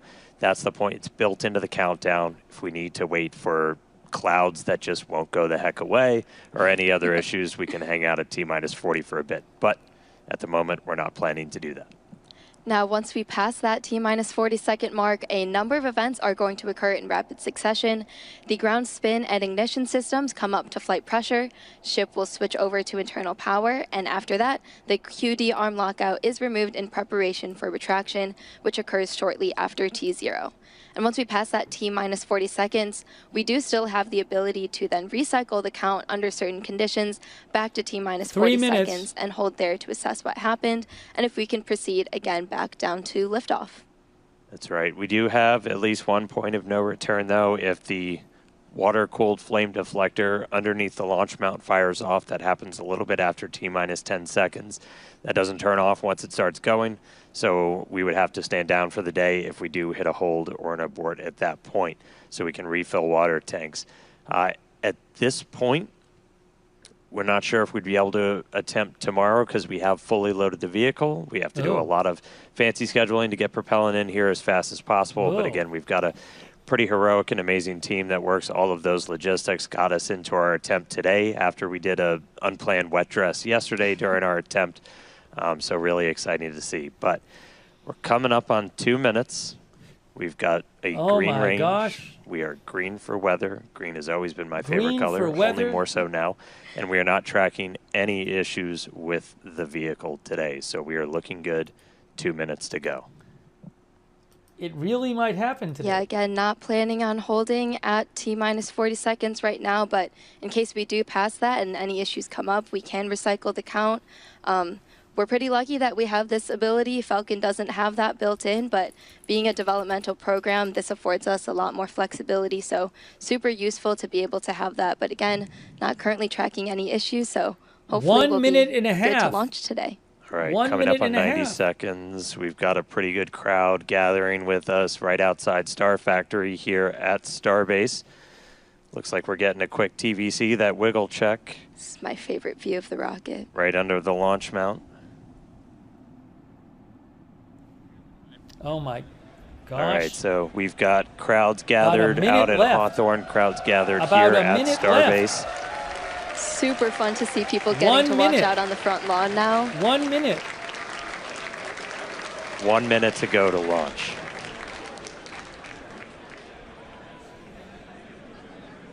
All All right, so again, our hold point comes up at T-minus 40, not tracking any reason to stop there, so we should see us go right through that. Guys, 37 seconds. We are through T-minus 40. We are counting down. We're going to let our flight director, Maciek Batura, take us the rest of the way. 30 seconds. The Here we go. Liftoff of Starship.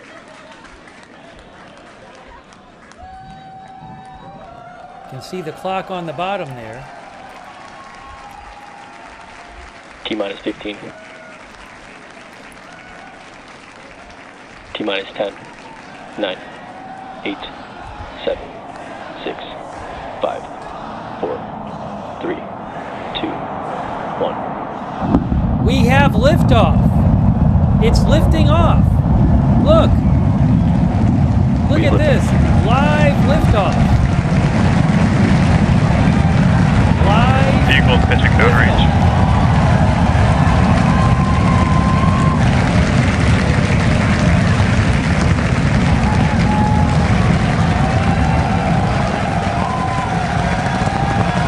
Booster chamber pressure nominal.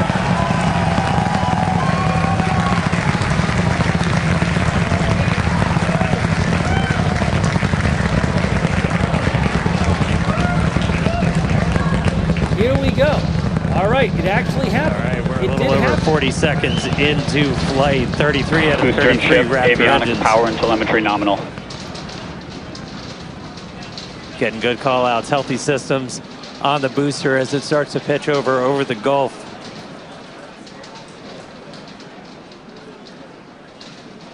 Here we go. Got you the whole bottom. Oops, a little too high now. All right, we're a little over 1 minute into flight, about to pass through max Q. Max Q. All right, so we are through the period of maximum dynamic pressure, max stress on the vehicle as it continues to fly. Our next major event is going to be hot staging, which is happening in just over 90 seconds from now. To get ready, the booster will shut down all but 3 of its Raptor engines. The clamps holding the 2 stages together will release, and the Starship second stage ignites its engines. The ship then separates from the Super Heavy booster and heads to space. At the same time, the 3 engines still firing on Super Heavy will flip the booster around. 10 more engines will ignite for the boost back burn, putting the first stage on the path for splashdown in the Gulf. As we mentioned earlier, the hot stage will be jettisoned for this flight, and that should occur just after the boost back burn. So we're about to shut down the first stage and perform hot staging. So let's just watch and listen. We'll see how this goes, guys. So far, so good. Yeah, one of our viewers mentioned it looks like one of the rockets is out. One of the engines is out on the lower left there, you can see. One of them looks like it's out. Right down here. Good spot by our viewer. All right, seeing the engine start to throttle down. Lower left. Miko. Okay, they throttle down, fine. Ship ignition. All right, now we have the separation. Stage separation. Stage separation.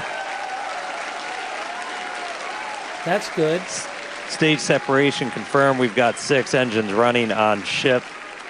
Booster is doing its boost back burn, continuing now towards its splashdown site in the Gulf. We are seeing all 6 Raptors lit up on ship. So you have the spaceship and the booster. They're separate now. That's why you have the 2 shots there. You heard them report ship chamber pressures nominal, so that chamber pressure, just that expected thrust level in those Raptor engines on the ship. 3 vacuum optimized, 3 sea level, all looking good.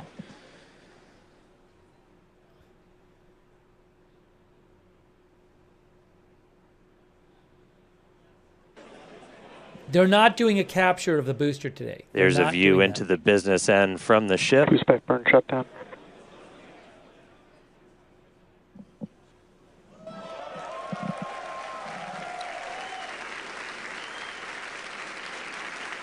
All right, so at this point, we finished our boost back burn, so that was shut down. So that's the the first of the 2 burns after a launch that the booster is going to do today. So now it's headed towards the Gulf.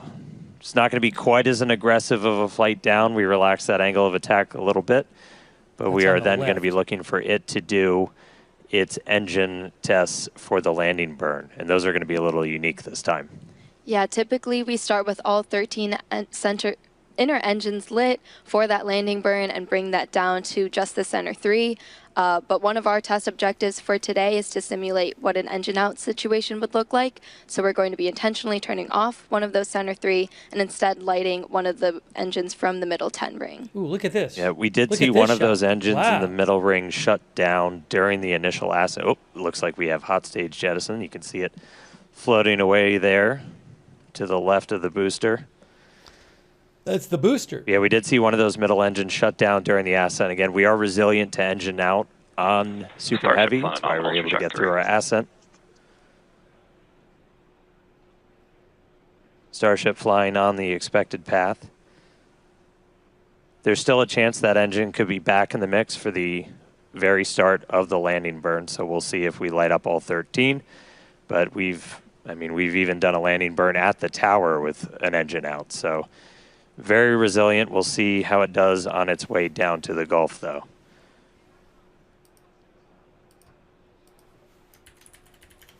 All right, so we got a couple of minutes. That landing burn start should be just about 40 seconds away.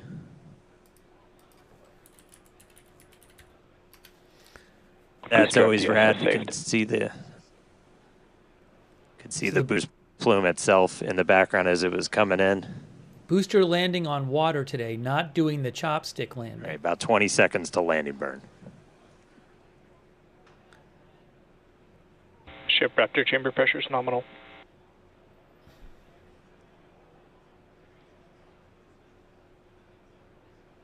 All right, here we go. Landing burn startup. There we go. Looks like we got 12 of those 13. Down to 3, including one of the middle ring. That is the booster. Down to 2. Nice little hover. There we go. And landing burn shut down. And into the Gulf, here we come. There you go. That seemed to go well for them. And the booster has splashed down. Booster splashdown. So now we're looking at the Starship. Flight for booster today. Now we are looking at Starship. Back in space. About 7 minutes into today's flight, ship continuing its ascent burn. This goes until just about 9 minutes into our flight. That ship engine cutoff is slated for 8 minutes and 57 seconds. We are going to see those 3 RVAC, the Raptor vacuum engines. Those are the bigger circles in that little indicator on the bottom right of your screen. Those will shut down first, and we continue burning for a couple seconds longer on those inner 3 before we hit SECO, or second engine cutoff. So far, so good. Yeah, these views are looking great. Once again, thanks to Starlink for getting us these views. It's just incredible. Thanks to John Bernasconi. We just heard the sound from booster. It's like we just got a late boom from the booster. Thanks to Jay Spike and Dan Fullenwider, too. Thank you. Also, Fred Witherow. Thanks, Fred. Yeah, we have ship engine cutoff coming up here just shortly. And as we've mentioned, today's flight test is not an orbital flight, but rather one that demonstrates Starship's orbital capability. Starship is on terminal guidance. All right, entering the final phase of this burn. Under 30 seconds to go.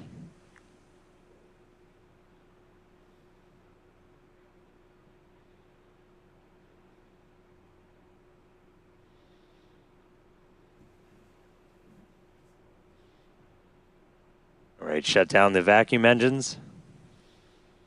The big circles on the lower right you can see shut down now.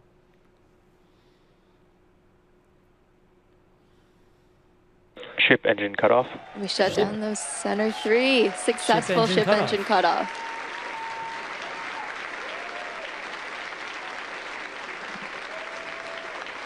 Seco, baby. There we go. That's what we want. Nominal orbit insertion. That's good so far. All right, we just heard the call out for nominal orbital insertion.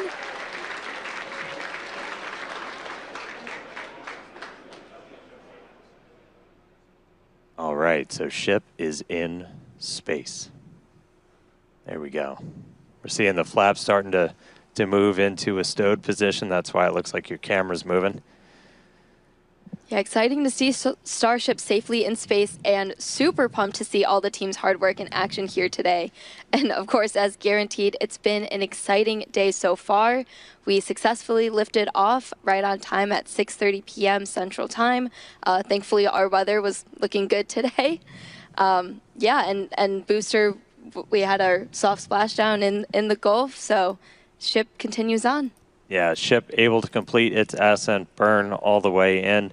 You can see some of the shadows start to creep as it's going to be eventually flying into an orbital nighttime, so we'll see some daylight start to go away. But ship is in orbit, completed its burn, and I mean, that's just the beginning. Now we've got a whole bunch more to go. So we've got some exciting demonstrations Ship planned while saved. we're on orbit. That right there, we just saved the FTS, the flight termination system. That's that automatic flight safety system we have on the vehicle. So that is now turned off while ship starts its coast period. We are coming up, our next milestone is going to be the deployment of those Starlink simulators. We've got some payload inside of Starship that we're hoping to deploy into space for the very first time. That deploy is supposed to start at about 18 minutes and 27 seconds into the flight, so just about 7 minutes from now. That deploy will take place over a couple of minutes. It'll go about 1 satellite a minute, so we'll be spread out over that. It might get a little dark, but we've got a couple of views that we can show you to see that deploy in action. They're going to deploy After that, these we're also simulator looking satellites. to do a relight of a single Raptor engine while we are in space. We've done this once before. This is not necessary to deorbit, as we are in a suborbital trajectory, but this is essentially a chance to test out what we need to be able to do a deorbit burn. So we'll be doing that a little bit later in the flight, about 37 minutes or so into the flight, and then we get into reentry. We're looking to get that light show and, more importantly, get that really critical data about the ship's heat shield. Yeah, exactly. At about T+45 minutes, we'll be heading for reentry. Again, running those experiments with the tiles. We're going to be doing missing tiles, metallic tiles, and also intentionally loading those vehicles' flaps. Hopefully, we'll also see a splashdown in the Indian Ocean today.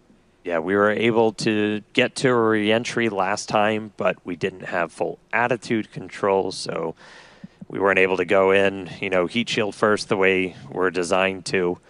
So we ended up losing contact with the ship before we could make it all the way through. So you still get data, but you're not really getting the data that we want to make sure we're kind of stress testing the vehicle. As Amanda just said, we removed a bunch of tiles, and we do this in some intentionally scary places on the vehicle because we're really looking, are there spots that were vulnerable to this? Before we ever start moving towards, putting ship into a full orbital mission to then do reentries a little bit later on. So really, really critical to get that data, really looking forward to a controlled reentry. Yeah, for sure. As we always say, our main payload is data, but today we also have some actual payload on board, and those simulators that Starship will be deploying, we'll see coming up here in just a few minutes. These are dummy satellites that are about the same size as our V3 Starlinks. We have 8 in the Starship PEZ dispenser and expect to deploy at a rate of about 1 per minute, as Dan mentioned earlier. Starlink is critical in all of our flights on Starship to get our main payload data, as we always say. And in fact, it's Starlink that's currently providing these views you see as Starship cruises a couple hundred kilometers above our home planet and provides real-time telemetry through every phase of flight. Yeah, we took a peek inside of the Starship payload bay there for a second. So there's 8 of them there.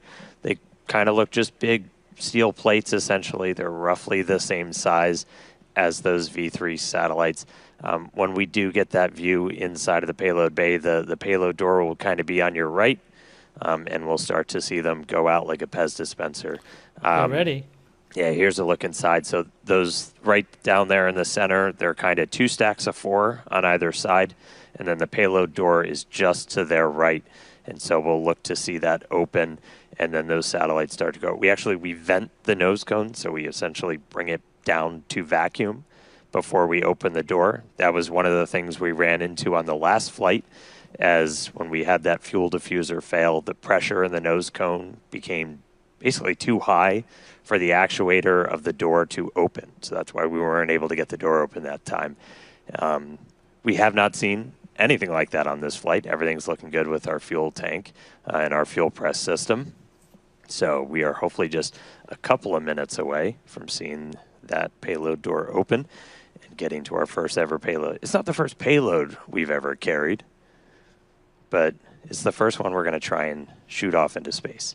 First payload deployment that Starship has ever done coming up with these simulated satellites. So I think we're supposed to open the payload door in just about a minute and change.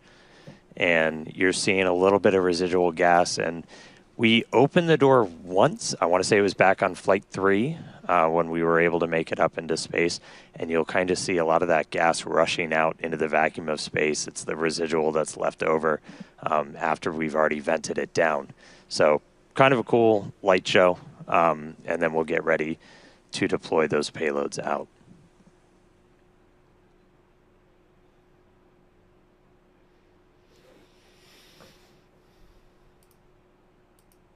Quick thanks to Aegon Cholakian and Cruella and Stephen Morales. Thank you. Appreciate everybody watching. Thanks. And as we mentioned, so we have crossed over now at this point into an orbital nighttime. So views from the outside will get pretty dark, but we'll see what we can see. We do this by design. We've been launching these later in the day here in Texas to try and get daytime views when we splash down. So it's daytime over in the Indian Ocean, where we are currently headed. Just a few seconds until we expect those payload doors to open. Thanks Zico Beto and Oxytropus on Twitch. Appreciate it. So we're going to see these. One more time. Open the pod bay doors, Hal.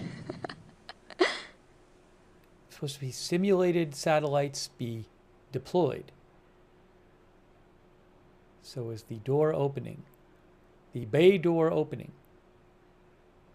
Is the bay door opening?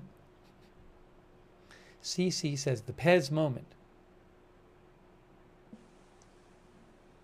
They're practicing with dummy satellites, simulated satellites, releasing cargo. So we are currently in payload deploy prep. Payload deploy prep.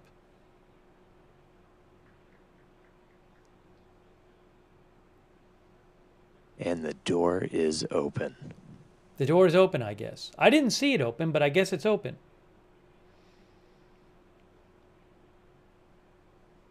He just said it's open. All right, so the payload door is open.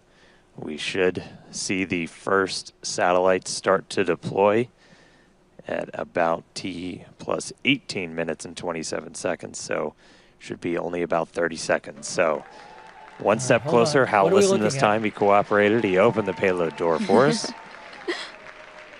There's a view kind of behind the Pez here looking out into the vacuum of space. Huh? About 15 seconds until payload deploy. All right. I guess we'll see it happen. Uh-oh. Uh-oh. I'm not really sure where I should be looking. I assume it'll be obvious when it happens. Thanks, Thomas Witzel. He says when the gas got sucked away, that's when it happened. Thanks, Thomas Witzel. All right.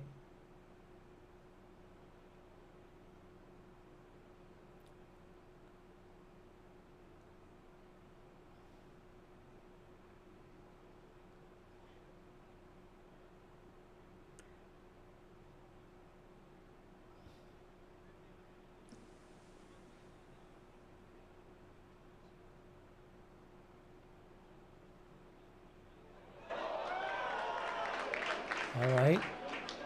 Are we seeing anything go out? Oh, right there. I see something moving. It's moving. There we go. It's going out.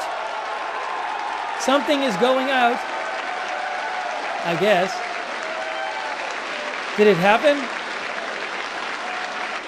It looked like something went out. There, I guess that's it going out right there. I'm a little confused. I see things moving. Been waiting way too long to do that. There we go.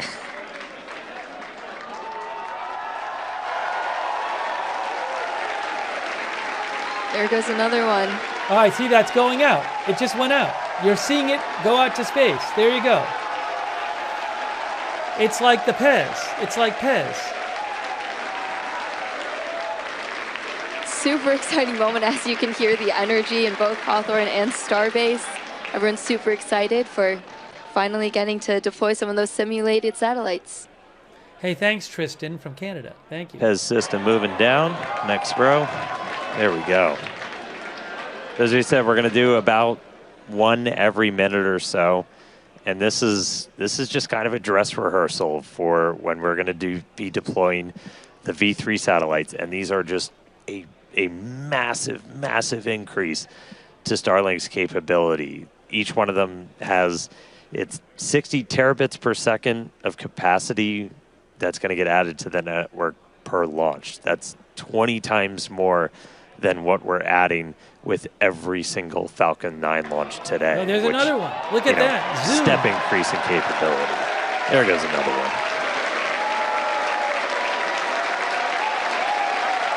Did it actually make it out? Did it go out? I couldn't see it. I see something coming. Maybe it's already out. I guess it did. All right, so as we said, we've got 8 total that we're going to go through today. It's about a minute for each one, but thanks, Temmie Dank. Is this another one? There you go.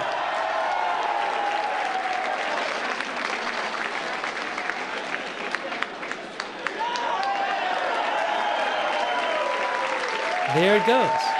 You just saw it go out.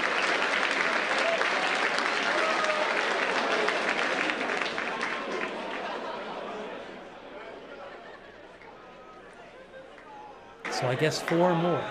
This is the first time they've ever done this with Starship. Deploy this payload. Thank you, Jack Be Nimble, Jack Be Quick. It's a big milestone for them.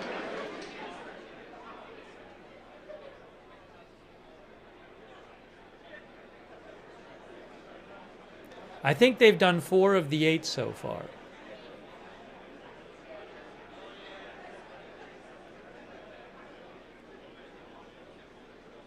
All right, so we're about halfway through when we actually start launching the V3 Starlinks on Starship. We're going to be flying about 60 each time, so it'll be about an hour to get through a full stack. But here's again, another one. It's just going to be a massive increase in the amount of bandwidth. It's going to enable gigabit upload download for people with Starlink, anywhere on the planet, and for us. Starlink is just a tremendous part of just the Starship flight test program. Yeah, absolutely. Always getting us that data, and yeah, the amazing views we have on the vehicle today. They say this is going to really... Yeah, views brought to you by Starlink of us deploying Starlink simulators before we deploy actual Starlinks. How deep they does say it go? eventually... All right, another one firing out. Eventually, by using Starship to deploy actual satellites like this, they say they will get Starlink to gigabit upload, download.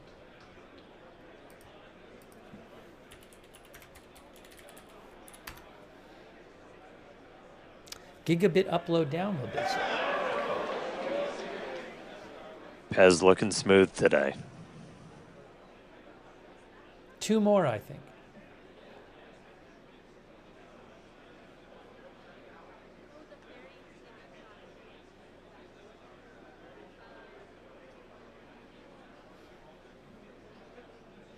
I believe those simulator satellites are supposed to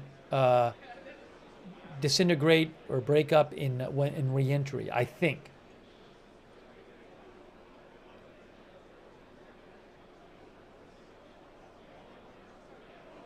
There's the last one. Wow, they did it. Worked well. All right, looks like we've got one left. Almost there.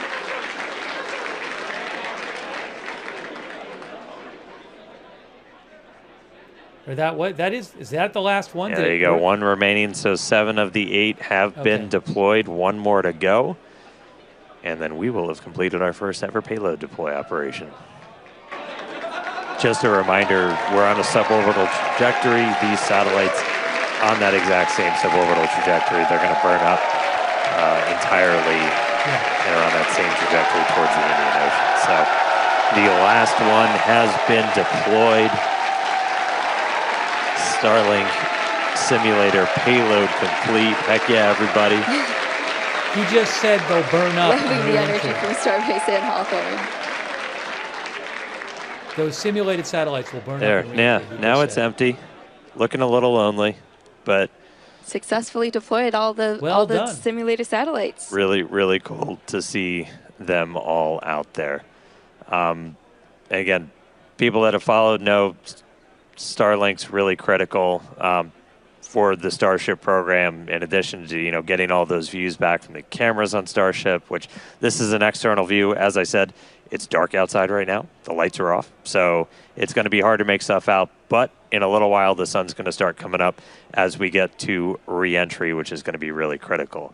We use Starlink for Starship data. Cameras also use it on the cameras that we use to bring you views of these launches and also, hopefully, of the re-entry and splashdown. We'll see what we get from the Indian Ocean today. And that's just kind of how it all comes together. Like, we're using Starlink on the planet, off the planet. With Starship, we actually get pretty insane. If you're in the space industry, bandwidth to space is usually pretty minimal. We get about 120 megabits per second. That's split between our high-definition video and real-time telemetry. We get that every phase of flight, including re-entry. So it's not just giving us views of re-entry, but we're getting all of that engineering data in real time through phases that it used to be impossible to get that in real time. So just really incredible. Yeah, Starlink definitely affords us all this capability. And reminder, it's the world's largest satellite constellation operating in low Earth orbit to deliver high-speed, low-latency broadband internet. This provides internet access to people all around the world, many of whom had never had connectivity before. Today, Starlink serves more than 150 countries, territories, and other markets, with over 6 million active customers and counting. To meet the growing global demand for high-speed internet, SpaceX expanded its factory in Bastrop, Texas, and also introduced Starlink Mini, as well as an upgraded version of the Starlink Standard kit.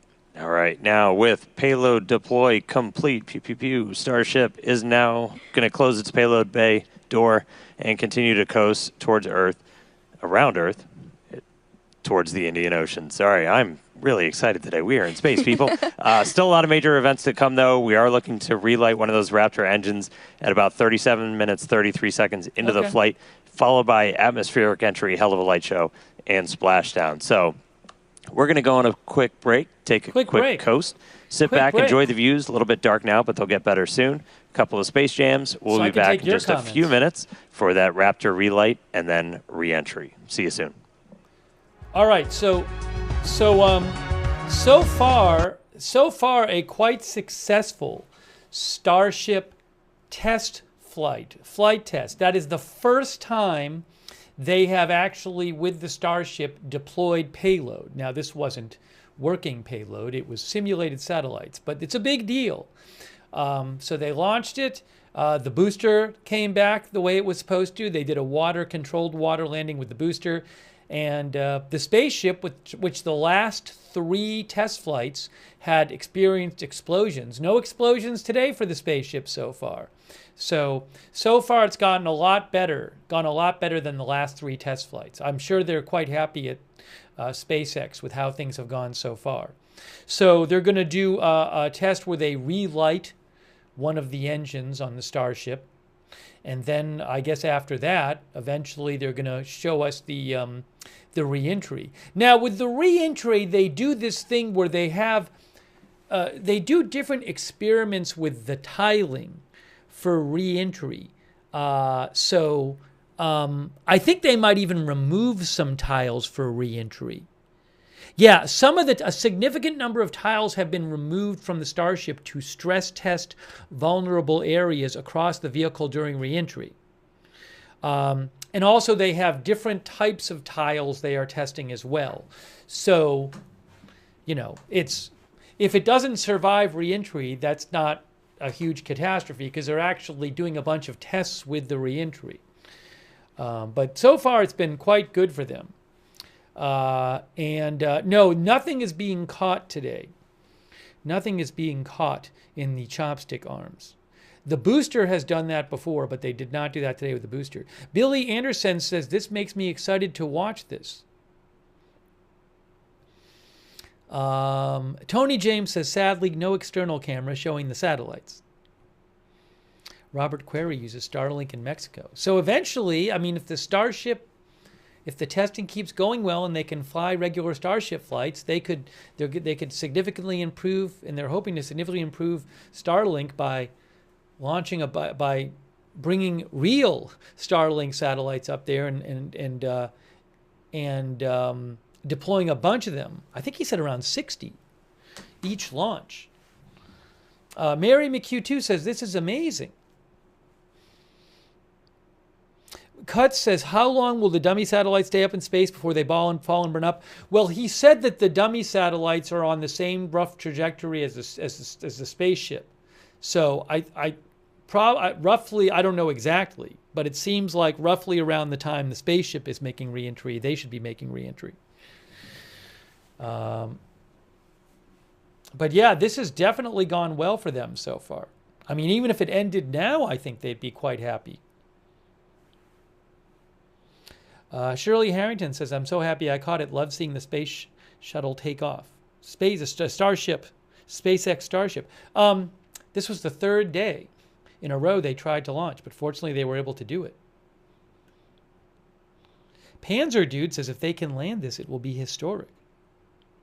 Messi says, very cool, huge progress. Sorry, the stream on Facebook ended and I had to restart it. Facebook's having all kinds of issues lately.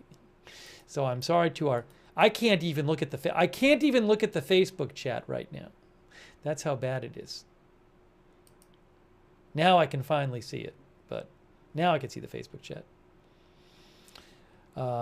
Thanks, Margaret Riley and Kay, for moderating over there. All of our moderators really appreciate you being here. In a few minutes, they should be coming back on with the audio, with the live audio. Also, a shout out to our Twitch moderators. We have moderating right now 13 Alamo, Big Ball of Yarn, Good Luck Duck, LB Prairie Dawn, Matthew Kohai 3, and Mick Bridges. Linda Belk, Larry, and Misha over on X. Yes, so we're 32 minutes and 40 seconds in. In 5 minutes, basically, they're supposed to do the in-space relight demo of one of the Raptor engines. Starship is supposed to start making entry, I guess to the atmosphere, I would assume that is, about 10 minutes after that. The landing is scheduled for 1:06:30. That's the landing, 1:06:30, which is about 33 minutes from now, if it makes it that far. But the in-space relight demo is in less than 5 minutes, about 4 minutes from now.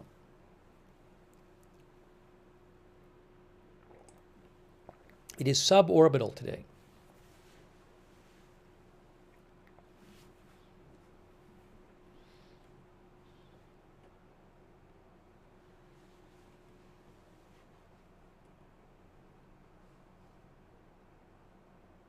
Tony James thinks the satellites will re-enter pretty quickly, maybe a little after the ship. Bella says, very successful day, amazing to see. Minus Sane says, if it's a success, it was a success so far, what's the next payload going to be? So I don't know. They're not, even after this test flight, they're not going to be certified to go. They're still going to be doing more testing. I don't know what the next test flight will involve. And I don't know how far they are from being able to just start carrying cargo up there. For example, like when will they feel comfortable carrying up? I mean, they don't, that's their own stuff. That's Starlink is owned by SpaceX. So I don't know. I mean, will they feel, I don't know that they'll feel comfortable enough loading it with a full suite of satellites. So that's a great question. I don't know what the plan is for how many more test launches they want until they actually start deploying satellites for real. That's a good question. I don't know. Kiwi thinks people will be years from now.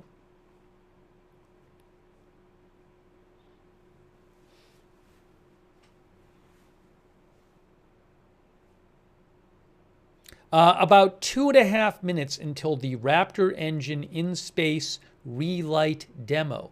Jean-Paul Lachance, thanks for the memberships. It's so nice of you. Jean-Paul Lachance, thank you. Cruella, thanks for the membership as well.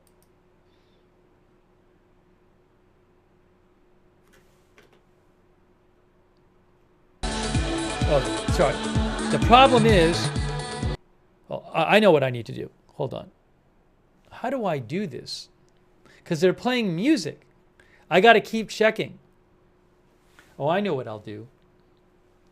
I can't play the music, but I'll keep checking to see. I can see. Okay, there you go.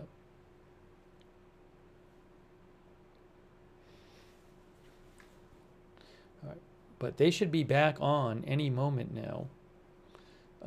Hold on a second here.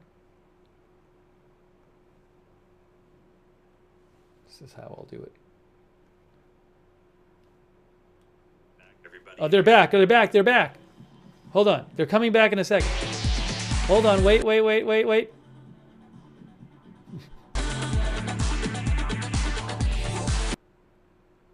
Hold on. Hang on a moment.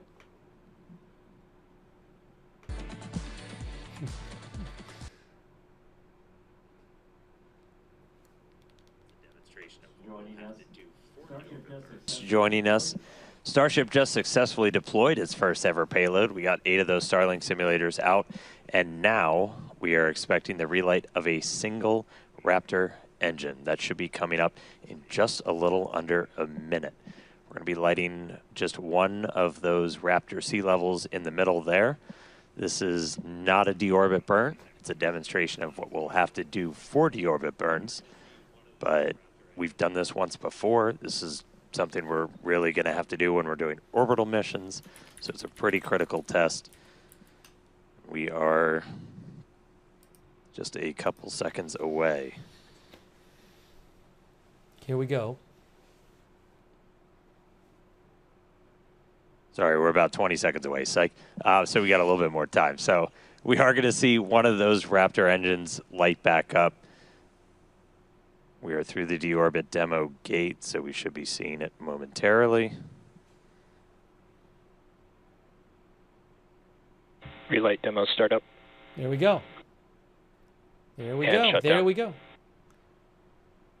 There it is. It lit up and it shut down, I guess. There you go. They relit it. All right, looks like we confirmed the relight of one of those center Raptor engines. Second time we've done that. Super exciting. Nominal Huge orbit congrats insertion. to the team on this milestone. Very exciting to see. That was a cool light show. Yeah, I get to do a mini version here. So again, that's going to be really critical for when we're doing deorbit burns. Like as you're going through, which if you don't have one of these, my God, they're so much fun. But like you're able to actually like light. Oh, man, Dan, turn it on. Light that engine. Not set my co-host on fire. And that's what we'll eventually do to, break out of orbit, come back down to Earth. So really cool to see one of those engines light back up again in space. It was our last in-space thing. Very exciting. We're going to be heading back for re-entry at about T plus 45 minutes. So we're going to take another quick break, and we Okay. will see you soon. So in about re-entry is going to start, they said, in about 6 minutes. So they've done everything they wanted to do before re-entry. I mean, they've done they released the payload, the 8 simulator satellites. They've done the demo where they relight one of the Raptor engines. How about that? And by the way, thanks to Neo Nico and PZ Papa Zulu in Cruella. PZ Papa Zulu thinks Mars will be close for unmanned flights in 2026. I don't know what their schedule is exactly, but this is certainly a good test for them. Stand by for star cams. Oh, we got cam right there. So we should be seeing some cool visuals for the re-entry.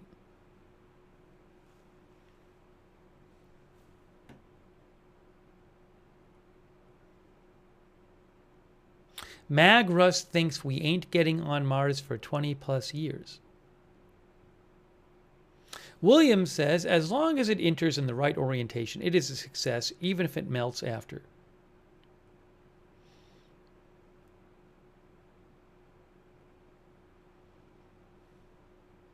Mort says, everything is on track.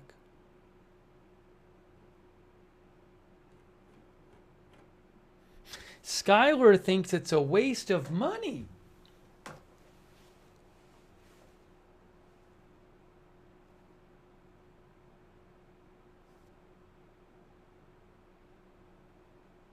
Altitude and speed are pretty steady right now.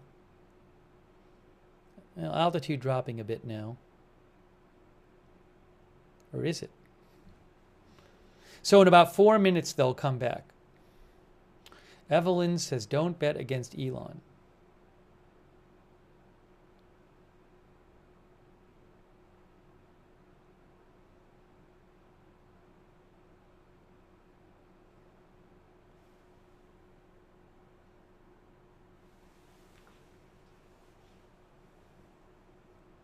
The orientation looks steady, right, on the lower right there. Philip Blake said it didn't blow up. That is a plus.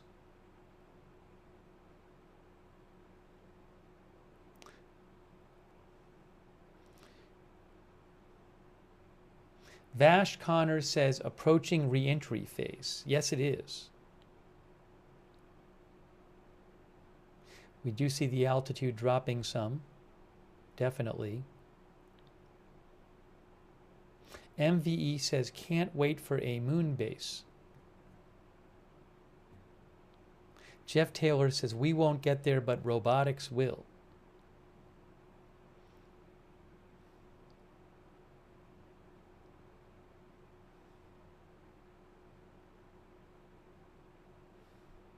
Laser Mink points out the speed is increasing.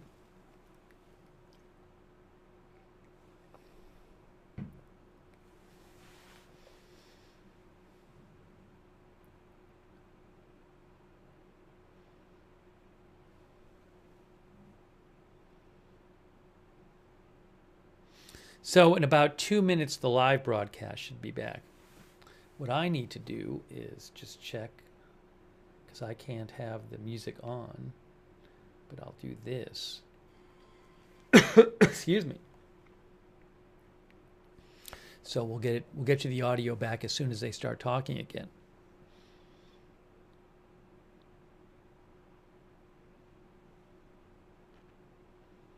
Thanks, PZ Papa Zulu, who says more 4 unmanned flights to Mars with Tesla robots. That's what PZ Papa Zulu says. So far, a quite successful Starship flight test. Nope, they're still playing the music. Callie Raven says, great test, great success until now. So it's just a couple minutes until re-entry starts.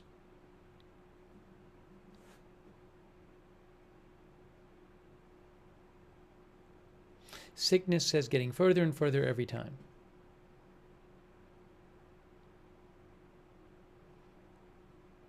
The landing is scheduled for 22 minutes from now.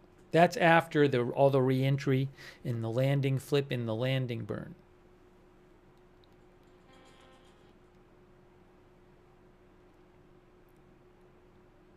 I mean, the last 3 test flights were not that long. I want to say, if I remember right, they were all less than 10 minutes because there was an explosion. Maybe the 9th was longer than 10 minutes. I don't know, but they weren't that long.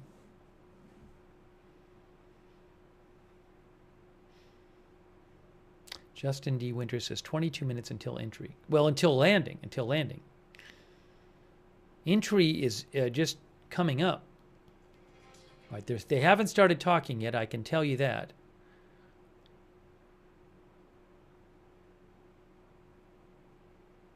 Newhouse says re-entry plasma coming. Josh says love the plasma glow. I don't think we've seen it yet. I don't know. I usually cover the Starship launches. Oh, here we go. They're coming back. Hold on. Wait. So we are back. We are about 45 minutes into the 10th flight test of Starship.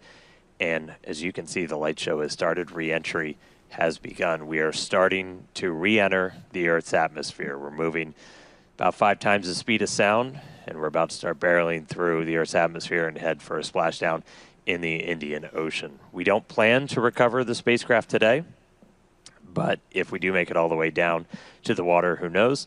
But the goal of this part of the flight is to learn as much as we can about the ship's heat shield. A fully reusable, rapidly reusable heat shield for a spacecraft has never been done before. It's one of kind of the hardest engineering challenges still out there for us. And so this is a time to really dig in and get that data.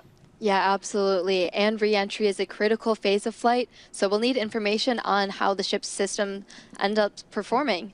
And Starlink will also help us gather as much data as possible, which is really the main reason why we do these flight tests.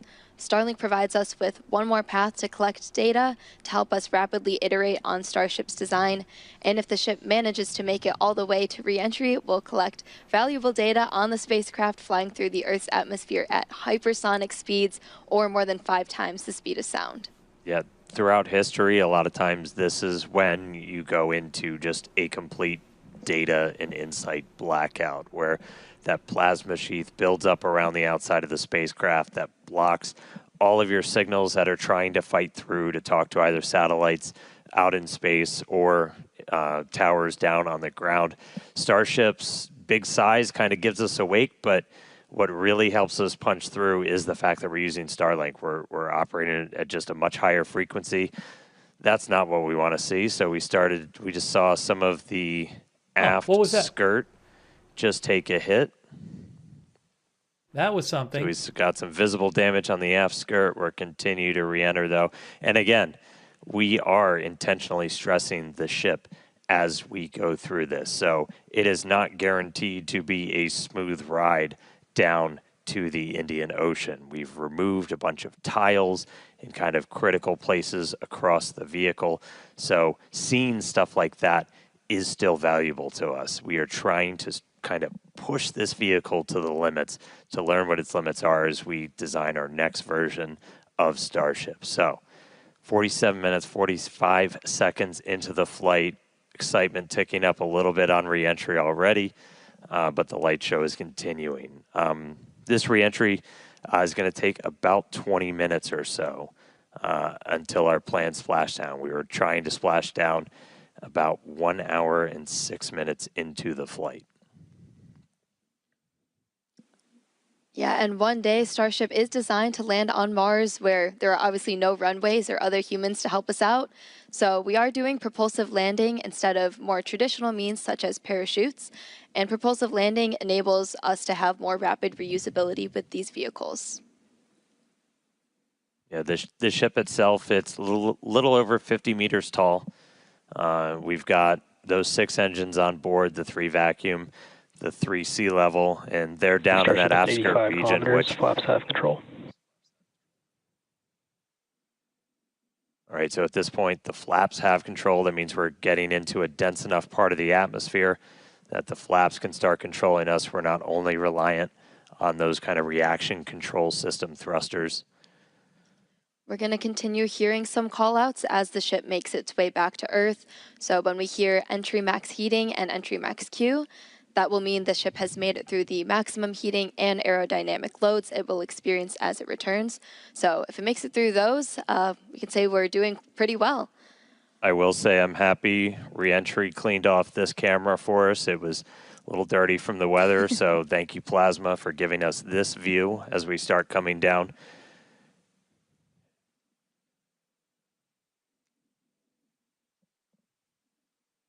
The hit we saw to the skirt, definitely interesting. I will note, when we started doing these missing tile tests, we were intentionally removing them only in the skirt, as that's, you know, that's not over your fuel tanks or anything else that's kind of structurally critical for keeping the entire vehicle together. That obviously exposes your engines, so that could do some things for our landing burn, but for now, we are obviously continuing with this reentry. We are committed. Indian Ocean, here we come. 50 minutes since launch. We're going to see Look at that. Those colors start to build up a little bit. We are at the point where we're in dense enough atmosphere that the flaps have control. Look at that. Wow. So about 74 kilometers in altitude. You were starting to see some sunlight, so we intentionally time these launches right now so we have daylight. The sun should actually come up over the horizon on Starship in about 3 minutes. So as we get a little bit further into this reentry, that inky black below you is going to start to look like clouds and hopefully a bright blue ocean as we make our way down onto the other side of the planet.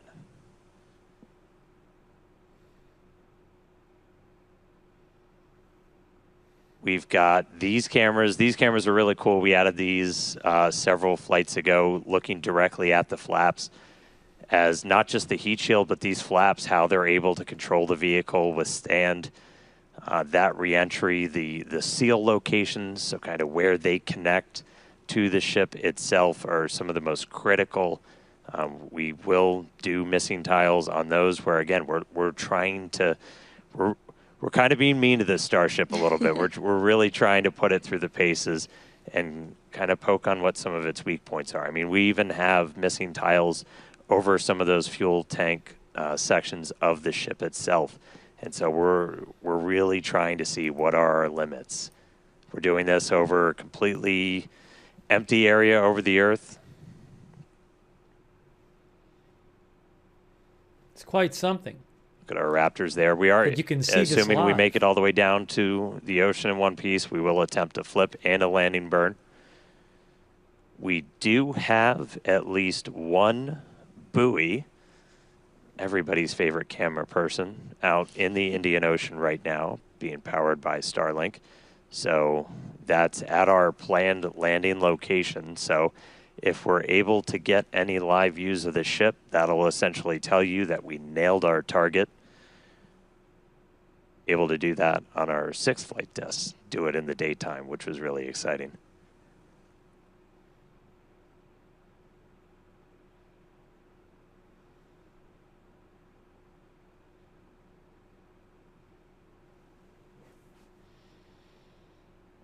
Landing is supposed to be in about 13 minutes. So we're make it all the way there. 10 minutes until we're probably going to start hearing some of the other big milestones coming up. Yep, in about 10 minutes, like Dan said, Starship will be transonic. This is going to be the period of flight where the velocities of airflow surrounding and flowing past the vehicle are concurrently below, at, and above the speed of sound, so somewhere in the range of Mach 0.8 to 1.2. For reference, commercial jets have a range of cruising speeds, but most of them fly at speeds between Mach 0.74 and Mach 0.85, so that's 480 to 575 miles per hour or 770 to 930 kilometers per hour. Yeah, and after transonic comes subsonic. That just means you're slower than the speed of sound. We're still well in excess of that right now. But by the time we hit subsonic, we're essentially belly flopping down. There we go. There's that sunlight. So we're seeing the Earth now come back into view. Look at that. One of the other things we're doing during this, and you're going to see Starship kind of pitch in some pretty, not extreme ways, but a little extreme, as we're trying to really stress the structure of the ship itself, specifically those aft flaps, so the ones in the very bottom of the vehicle. We're pushing not just how well does the heat shield hold up, but how well does the ship structure hold up.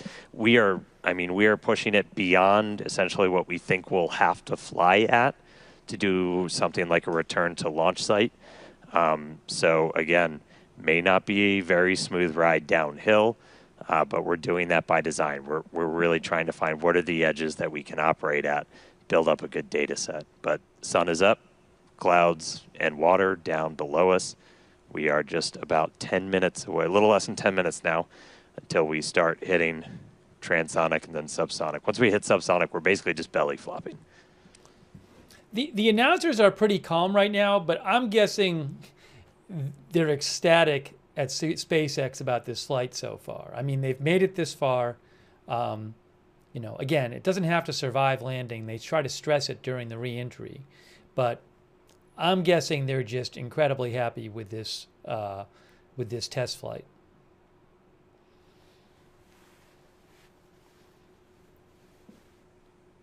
Thomas Darwin says, finally. Yeah, the last three have not gone as well, so they are happy. This has gone much better. Red Squirrel says it's gone real smooth.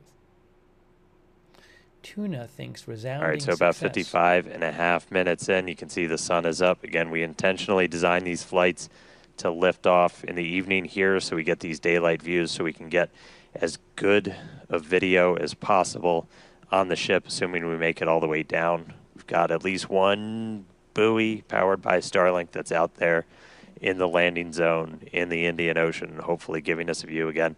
If you see any live views, not from the ship itself, that means we nailed our landing target. Starship is past peak heating. It's past peak heating, All right, guys. we just heard the call out that we're past peak heating, so things are looking good so far. Yeah, looking good.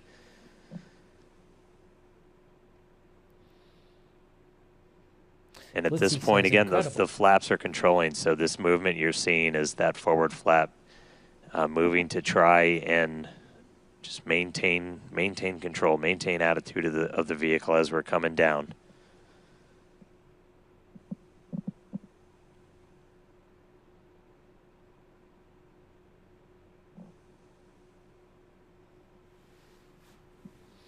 So less than 10 minutes until scheduled landing. How about that?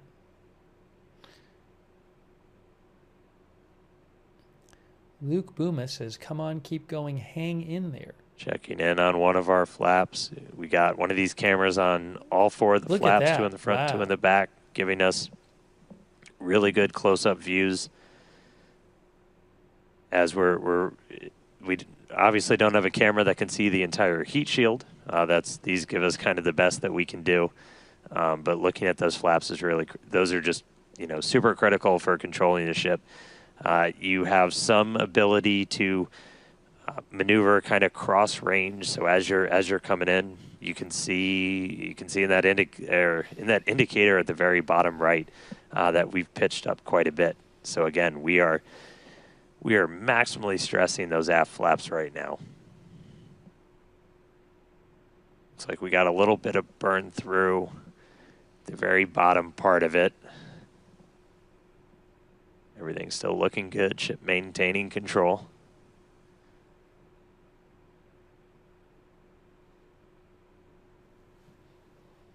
We should be just about 5 minutes away until we hear that we're transonic. So far, so good.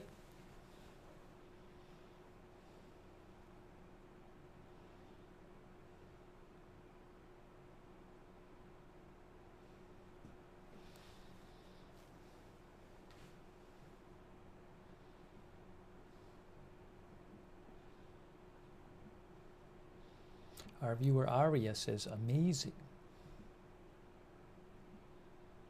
Look at that video. Still a little bit toasty on the aft skirt of the vehicle as we continue coming in. Again, we are intentionally stressing the flaps so we can learn all we can.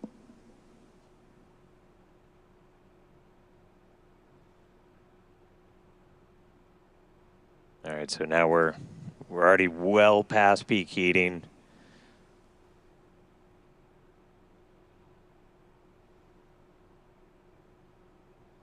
Just about 48, 49, counting down to 48 kilometers in altitude. Is that expecting flap that transonic losing a little to bit? come. So I can't transitioning tell. between the speed of sound and subsonics lower than the speed of sound in just a little under 4 minutes from now. And right now we've got kind of a lot of forward momentum, a lot of forward velocity. And then eventually by the time we hit subsonic. Flop load. All right, here we go. So this is what we've been talking about, where we are going to essentially try to fully deploy those aft flaps and really stress them out. So again, wow. This is meant to test the extremes for the vehicle.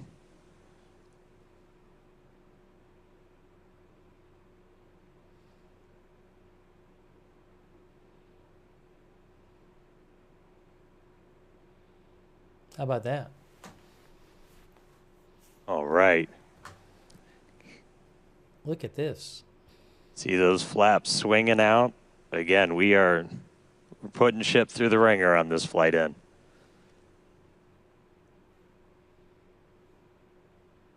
Hey, thanks to Trudy, by the way. Only about 6 minutes till landing, guys. How about this? Like we're still maintaining control. I'm going to move myself for a second so you can see up there. Yeah, there you go. Oops. Take that away. Scott Johnston says, crazy, they still work. Flaps earning their paycheck today, getting through kind of that max stressing. Definitely things looking good so far. We're about 2 minutes out now from Starship becoming transonic. One cool thing to note as we get some of those views showing kind of the whole length of the ship, one of the changes we made after Flight 6 was to change the tile line a little bit. So we had kind of scaled back the number of tiles significantly, as when we go to catch these ships, you don't want to, I think as Elon said, you don't want to shuck the ship as you catch it and knock all those tiles off. So we knew we were going to have to kind of peel back that layer a little bit. And the first time we did it was on Flight 6, and we saw kind of wrinkling and dimples almost in the ship as we were creating these hot spots in the uneven parts of the heat shield. And so to kind of address that, we smoothed it out. That's why you've got kind of that nice smoothed out black line now on the ship. And just looking at it, we can see kind of a little bit of hot spot, a little bit of warping almost. Near the payload door, you can see a little bit of colored patina up above it, but we don't see those kind of deep, almost, they almost look like gouges on that. So it looks like that's been pretty successful. So, all right, we are less than a minute away from hitting transonic. Again, pretty soon our forward velocity is going to look like it's kind of falling off a cliff, and Starship will look like it's falling off a cliff as we essentially go into our belly flop. If you watch some of the high altitude tests or suborbital campaigns, we were able to test that. It was a pretty fundamental, like, can this thing actually fly? And we were able to prove that out with that suborbital campaign, and that's what we're about to see shortly here. One of the viewers just mentioned the speed going way down right now. About 3 minutes or so till landing. Very successful test flight for SpaceX, it looks like.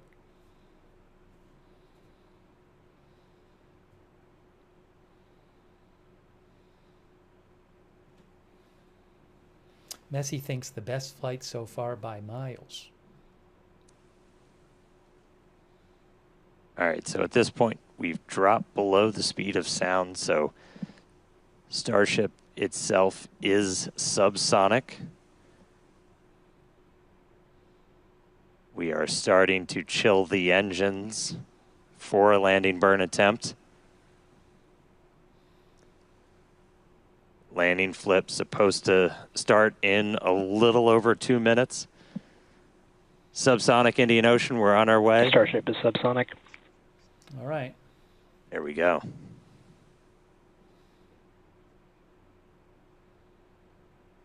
Farewell, space.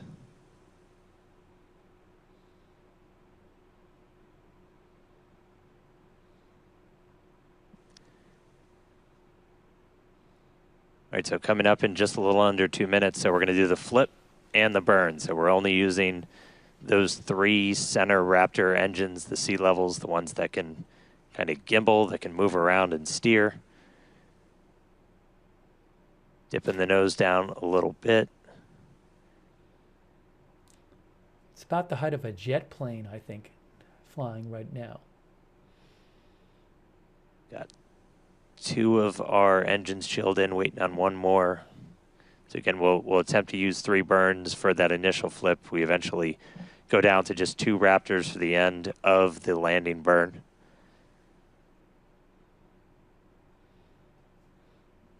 Viewers pointing out a little damage. Just about 1 minute now from right. that landing flip and landing burn start.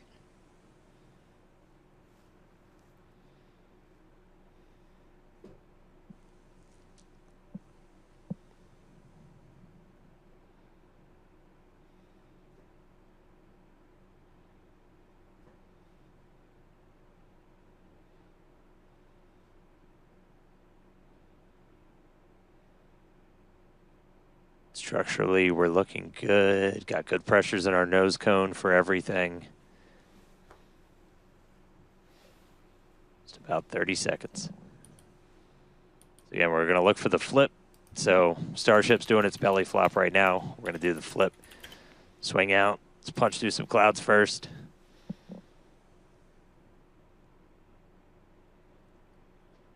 Wow. Look at this. Look at this. Here we go.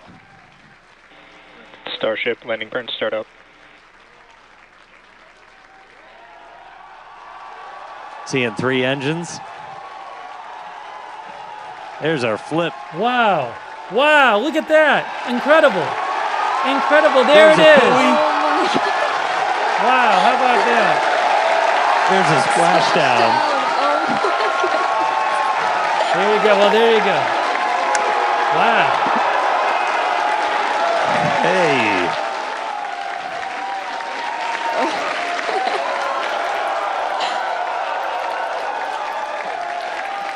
Oh, man. Yeah. Farewell, Ship 37. Thank you, buoy cam.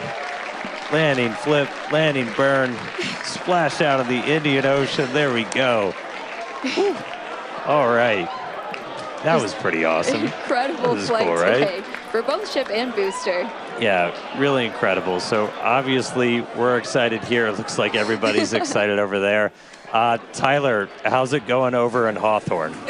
We are super excited here in Hawthorne.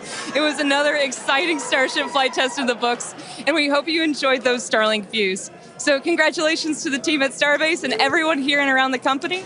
So many employees have contributed enormously to the Starship program as we continue to iterate and make progress towards a multi-planetary future. So that's going to wrap it up for us here in Hawthorne. Thank you to everyone for tuning in today. It was great being with you today. Back to you guys. That was absolutely incredible. Huge congrats to all the teams here. Again, we lifted off from Starbase, Texas, right at the top of our window at 6:30 p.m. Central Time. We saw Booster successfully lift us up through ascent, had a successful hot staging where ship continued on with its suborbital trajectory.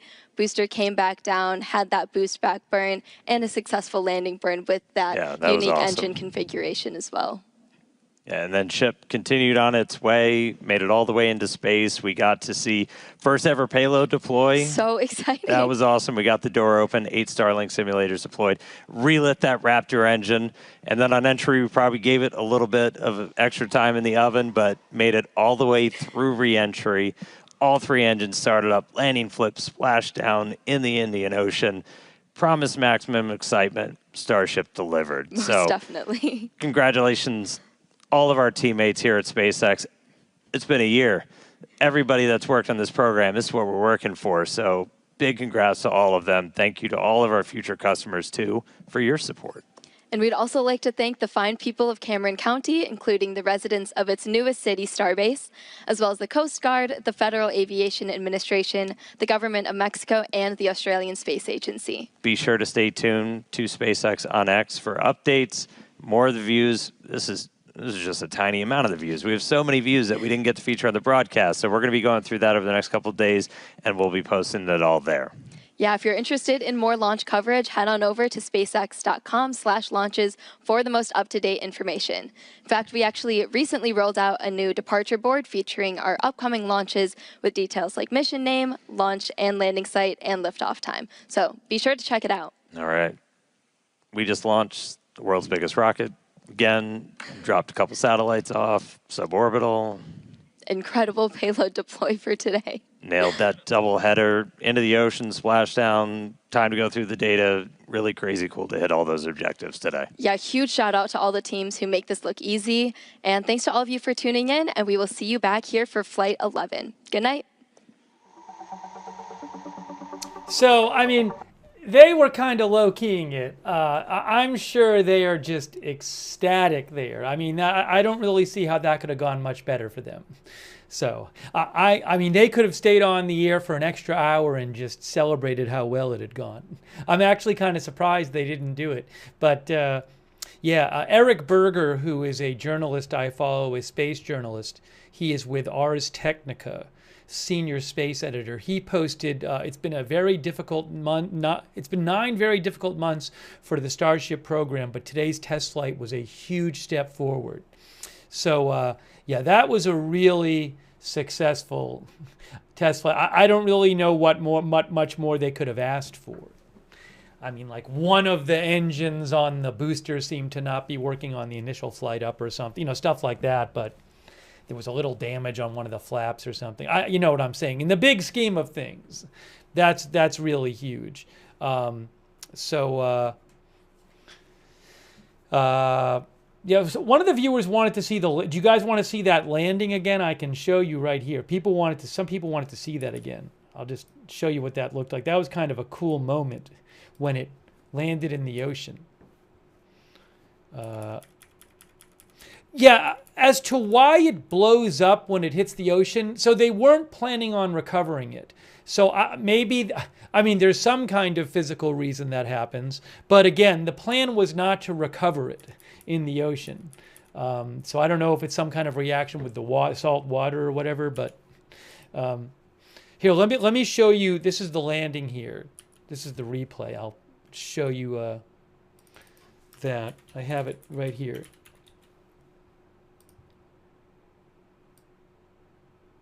Here, hang on a second here. Hang on. All right, this is a replay. Oops, it's not. I pressed live, but it's not live. This is the replay of the landing right here. Hopefully this works. Is this going to work? Let me do it this way. This is the replay of the landing.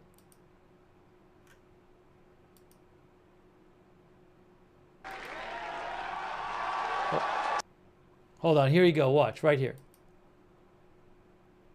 Seeing 3 engines. There's our flip. Wow. Wow, look at that. Incredible. Incredible. There it is. Wow, how about that? There's a splashdown. There you go. Well, there you go. Wow. Hey.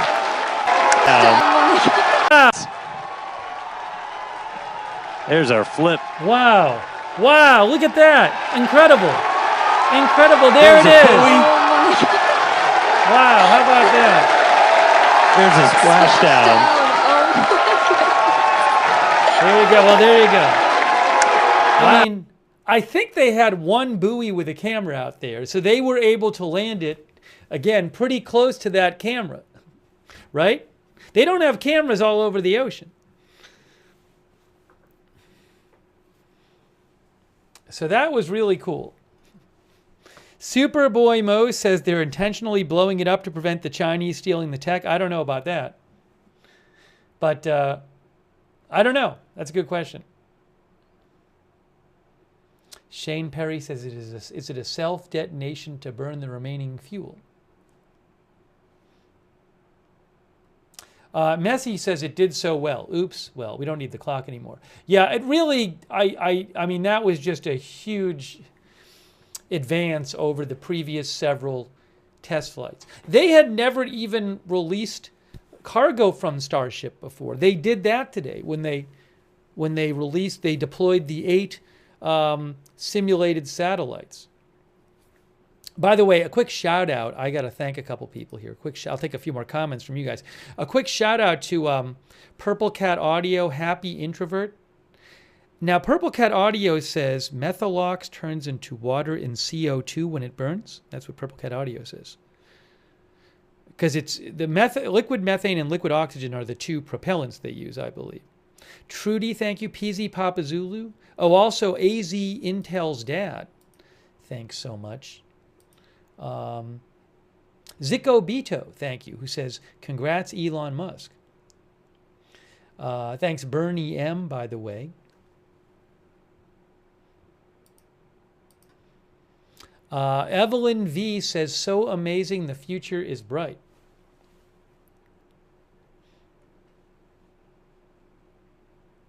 Yeah, that went really well for them. Really, really, really well.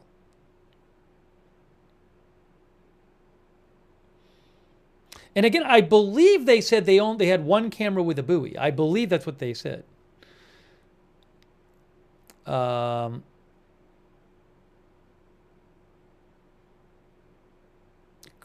said, I thought they were going to retrieve the rocket. That wasn't the plan today. Sol Fikar says, landing so close to a single camera was amazing. SpaceX actually just posted on X, and they posted the shot of the landing that we were just watching. Jared Isaacman, who has worked with SpaceX and is close to Elon Musk, and flew, I don't even remember. Wasn't that a SpaceX mission like last year when he did a spacewalk? He posted that that was real progress toward an interplanetary capability the world eagerly awaits. I think he was going to be the NASA administrator originally, but then President Trump withdrew his nomination. Jonathan McDowell, who is an astronomer who is a well-known, popular space expert, he said there was some partial structural failure of the aft skirt at around 47 minutes in, which we saw. Some minor flap damage, but overall a good flight, putting the program back on track. I can probably show you guys when that damage happened to the aft skirt, I guess it was. When was that? See if I can find it here and show you guys. Oh, I got it. Here, look. Here's a replay of when that happened. This kind of gives us when there was some damage. Hold on. I need to go back and turn the audio off to be less confusing. Watch this right here. So this is a replay from earlier. Watch this. This was on during reentry.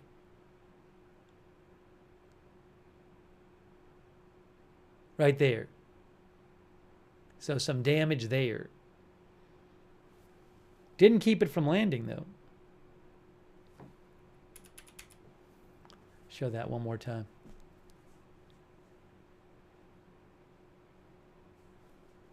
That was about 47 minutes in.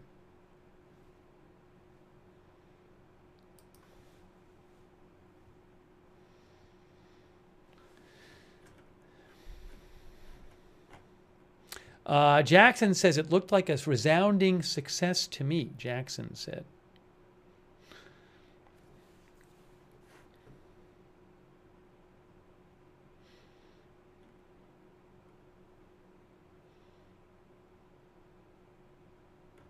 But that went really well. It went really, really well. Congratulations to SpaceX. Did Elon post yet? I'll have to see. Hey, thanks the Gabalam for the gift memberships. I appreciate the Gabalam. You can see this right here. This was an article from about 20 minutes ago. Oops, you can't see it. Right here. Latest launch of SpaceX's Starship completes first ever payload deployment of 8 dummy satellites. SpaceX launched the latest test of its mega rocket Starship on Tuesday night and completed the first ever deployment of a test payload, 8 dummy satellites into space. SpaceX and NASA hope to use this rocket to get astronauts back on the moon, and Elon Musk wants to use it to get them to Mars. The test also included the successful return of the craft's Super Heavy booster, which splashed down in the Atlantic after testing a landing burn engine sequence. And later, Starship itself did a controlled landing on water, controlled splashdown. This came after a year of mishaps.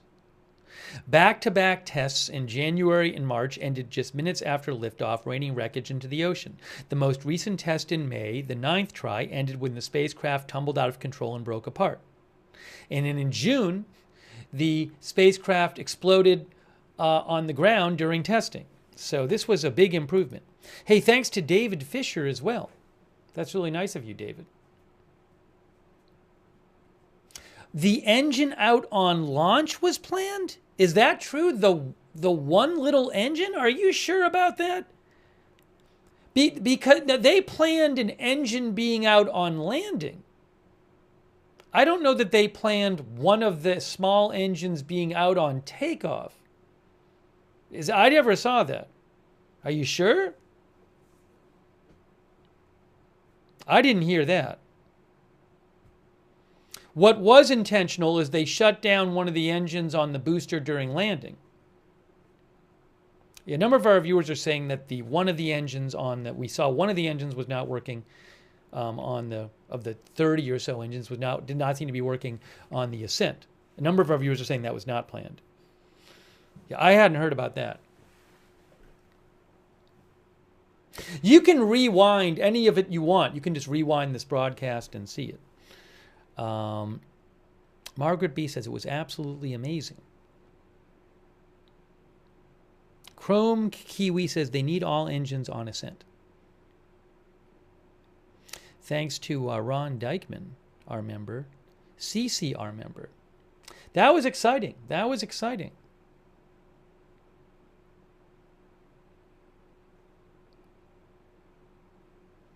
Sean said it looked like all of them were working when it first took off.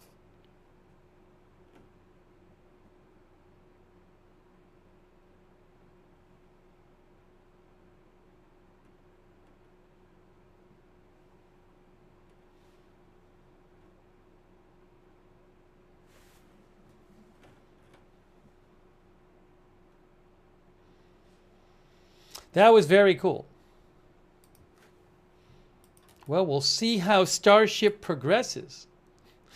Will it end up flying to Mars in the coming years?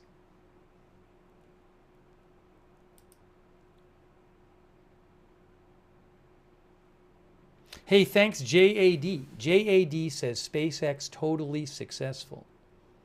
Roger Shoemaker says a break from all the bad news. Nebula Note says an engine out on ascent is okay, there's redundancy.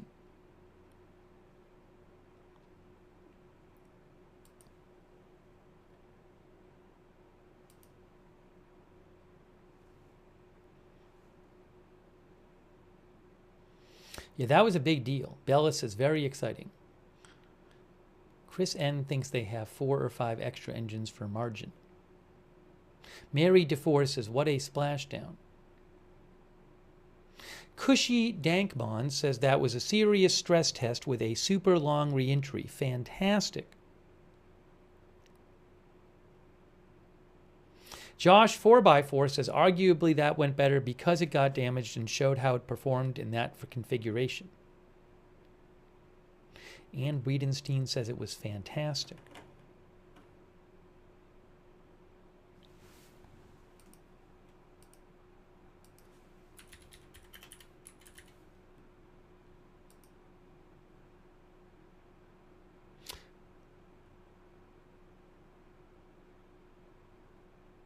Elon hasn't posted a message after the flight, so I'm sure he'll post something eventually. Anyways, yeah, that was really cool. No, Elon hasn't posted on. He posted about 56 minutes ago, which was during the flight. He said, "Great work by the SpaceX team," but he hasn't posted after.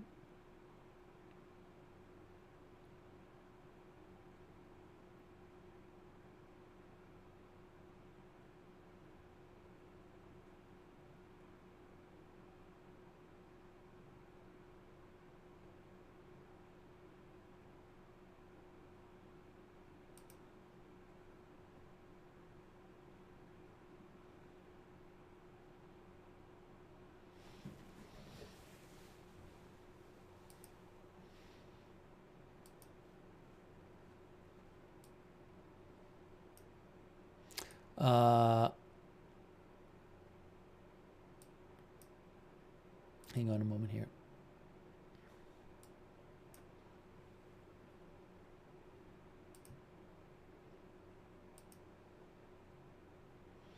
Yeah, some people had messaged me. We talked about this before. In case you hadn't heard, Cracker Barrel said they're going back to their original logo. So we talked about that earlier.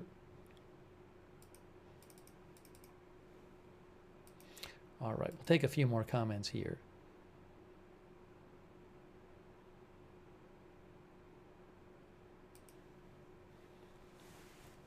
Where can you watch from the start? You can rewind this broadcast and watch the whole thing. Hey, you know, we didn't even know when we started covering today, there was a 55% chance that the weather would cooperate. So not only did the weather cooperate, not only did we get the launch, they made it through the whole flight. Hey, thanks to CC143.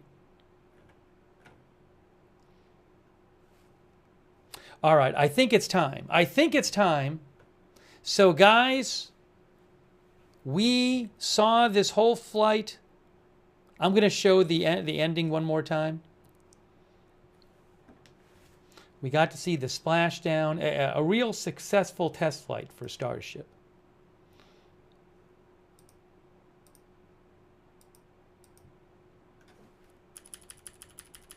Here, let's one more time check out the landing. Right near the buoy with the camera. There's our flip. Wow. Wow, look at that. Incredible. Incredible. There it is. Wow, how about that? There's a splashdown. There you go. Well, there you go. Wow. There's our flip. Wow. Wow, look at that. Incredible. Incredible. There it is. Wow, how about that? There's a splashdown.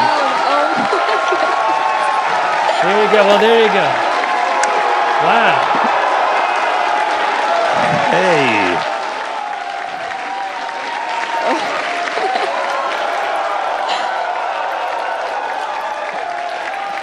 Oh man, yeah. Farewell ship. Just 90 seconds from now. Just out of interest, before we to get wrap ready, up, the booster. Before we wrap up, just out of interest, I was looking to see, yeah, even at that point, early in the flight, a minute in. So I'm looking right there. You can actually see the point at which that engine goes out.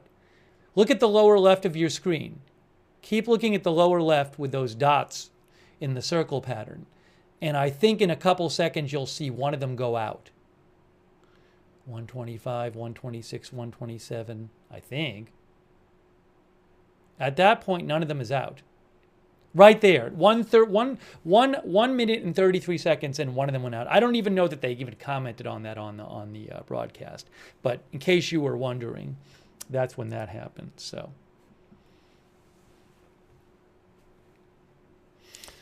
all right.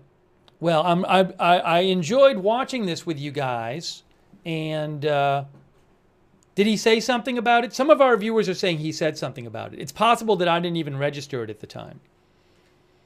So, Samuel Miller said they did comment on it and it wasn't planned. I didn't hear it, so. But I might have just not been expecting him to talk about it and not known what he was saying at the time. Anyways. Hey, I really appreciate you guys being here. This was fun. I really enjoyed watching it with you guys. Glad we actually got to see the launch, and I'm happy for SpaceX and for space travel that the test flight went so well. So we'll cover the next one. And big thanks also to the Launchpad channel for letting us use their feed before we had the SpaceX feed. That was super nice of them. The Launchpad on YouTube, popular YouTube channel. Check them out, Space Channel. So thank you so much for being here. It was a fun stream. A positive news stream. Hey, let's subscribe, follow if you want. Agenda Free TV. We cover all kinds of live breaking news here without an agenda. Agenda Free TV. Subscribe and follow. Turn on the notifications so you know when we're going live. I don't know when big news is going to happen, but if you want, we have a notification system. It works awesome. It's free. You sign up once. You get sent a notification whenever we go live so you don't miss a stream. The mods will post the link to the notifications in the chat. You can also find that link in the description of this video on YouTube and Facebook. Make sure you sign up for those notifications. Those work really well. And again, I really appreciate people being here. Thanks for everybody who's been letting me read your comments on the air and for sending updates in yourself and for watching. Also, huge thanks to, I will post updates. If I see updates on this or other big news, I will post it on my X account, which is @Lookner on X. You can follow me there for breaking news, @Lookner. Where is it? @Lookner on X. There. Hey, huge thanks to our moderators. You guys are awesome. Janet B has been there on YouTube. Thank you so much, Janet. Really appreciate it. And all of our other YouTube moderators, thank you. They're the ones who allow us to even have chat rooms. Our moderators over on Twitch, 13 Alamo, Bastion Girl, Big Ball of Yarn, Good Luck Duck, McBritches, Sarah, Surly Dev. Thank you so much, Twitch moderators, Facebook moderators. Sorry that the Facebook stream had to be restarted. The stream just stopped. I don't know what happened to it. It's another weird Facebook thing. But thanks for bearing with us on Facebook because we had to restart the stream. Kay Larry Body moderating. Margaret Riley, thank you so much. And all of our Facebook moderators. Linda Belk, Larry, Misha as well. That was annoying. The Facebook stream went out during the flight. But at least we got it back up there. Hey, thanks everybody who donated. That is so nice of you. That's what allows the channel to exist, is your support. So huge thanks. I think I thanked everybody. Let me just make sure here, though. CC, I owe a thank you to. And Axiom42 on Twitch, thank you. If you ever want to donate, you can go to agendafree.tv, agendafree.tv. But again, thanks so much for supporting the channel. Purple Cat Audio, thank you. Much appreciated. But very nice of you guys. Oh, Xylee42, our member. Ethereal Planet says very positive and hopeful. Thanks for your support, Ethereal Planet. JPS says good to know SpaceX is showing progress. Thanks for being a member. CC, thanks for being a member. Ron Dykeman as well. Deb N, thank you. Punished Foxo, I owe a thank you to. I might have thanked Punished Foxo in the chat, but thank you, Punished Foxo. Also, Jack B. Nimble, Jack B. Quick, our member, thank you.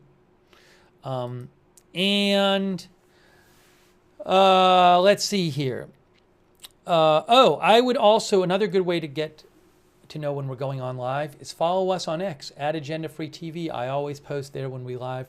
I post updates about the channel. Follow us on X @AgendaFreeTV.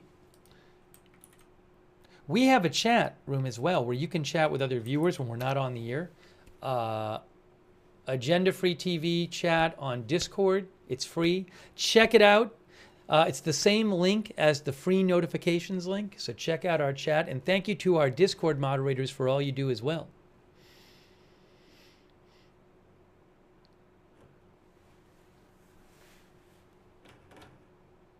That was cool. Very cool. Very, very cool. Our viewer Waltham says, W humanity. Hey, by the way, if you watch on YouTube, I would suggest turning on the YouTube notifications. Another good way to find out when we're live. It's a little tricky, though. If you want to turn on the YouTube notifications, I'm going to show you right now. You want to click the bell. You want to subscribe to the channel, click the bell, and choose all notifications. Subscribe, click the bell, choose all notifications. Also, I want to say thanks to our Twitch subscribers who support the channel over there by subscribing, like Wall Street and Shaggy and Van Landry and Mick Bridges, and also Chi-Town Bayer and Douthis, Artful Nothing, thank you, Matthew Kohai 3, Honey Bunch of Slugs, thanks for being a subscriber. All of our subscribers over on Twitch, thank you. Much appreciated. Our Facebook subscribers as well, like Robert Rial II, Sharon Klassen Goslin. Kristen McConnell Gates, thanks for your support, Kristen. Margaret Riley, K. Lowry Body, thank you. And our YouTube members, like Tom Witcher, Pat W., Mama of Six, Waltham, Roger Shoemaker, Rosanna Dana, William Cromer, Evelyn in Maine, Ethereal Planet, J.K. Sinar, CAC 813, Roger Shoemaker. I know I'm repeating a couple of these, sorry. Callie Raven, Cruella, Bella, Cushy Dankmon, Bluesy Girl, Roger Shoemaker, John Flick, J.K. Sinar, CAC 813, JD63. Thanks again for your support, JD63. Much appreciated. Cruella, Alex BZ, Chris N, Jonathan Morris, thanks for being YouTube members. Suflikar, if I'm getting that right. Fred Flintstone. Thanks to everybody who knows about space stuff, who's been sharing your expertise, because I am not a space expert. So thanks. UV Lightning, thanks. Dean R, Pat W. Thanks Arslan Akbutin for watching. Jacob and Cat 1125 are members. Billy Anderson, thanks for watching and for your support, Billy.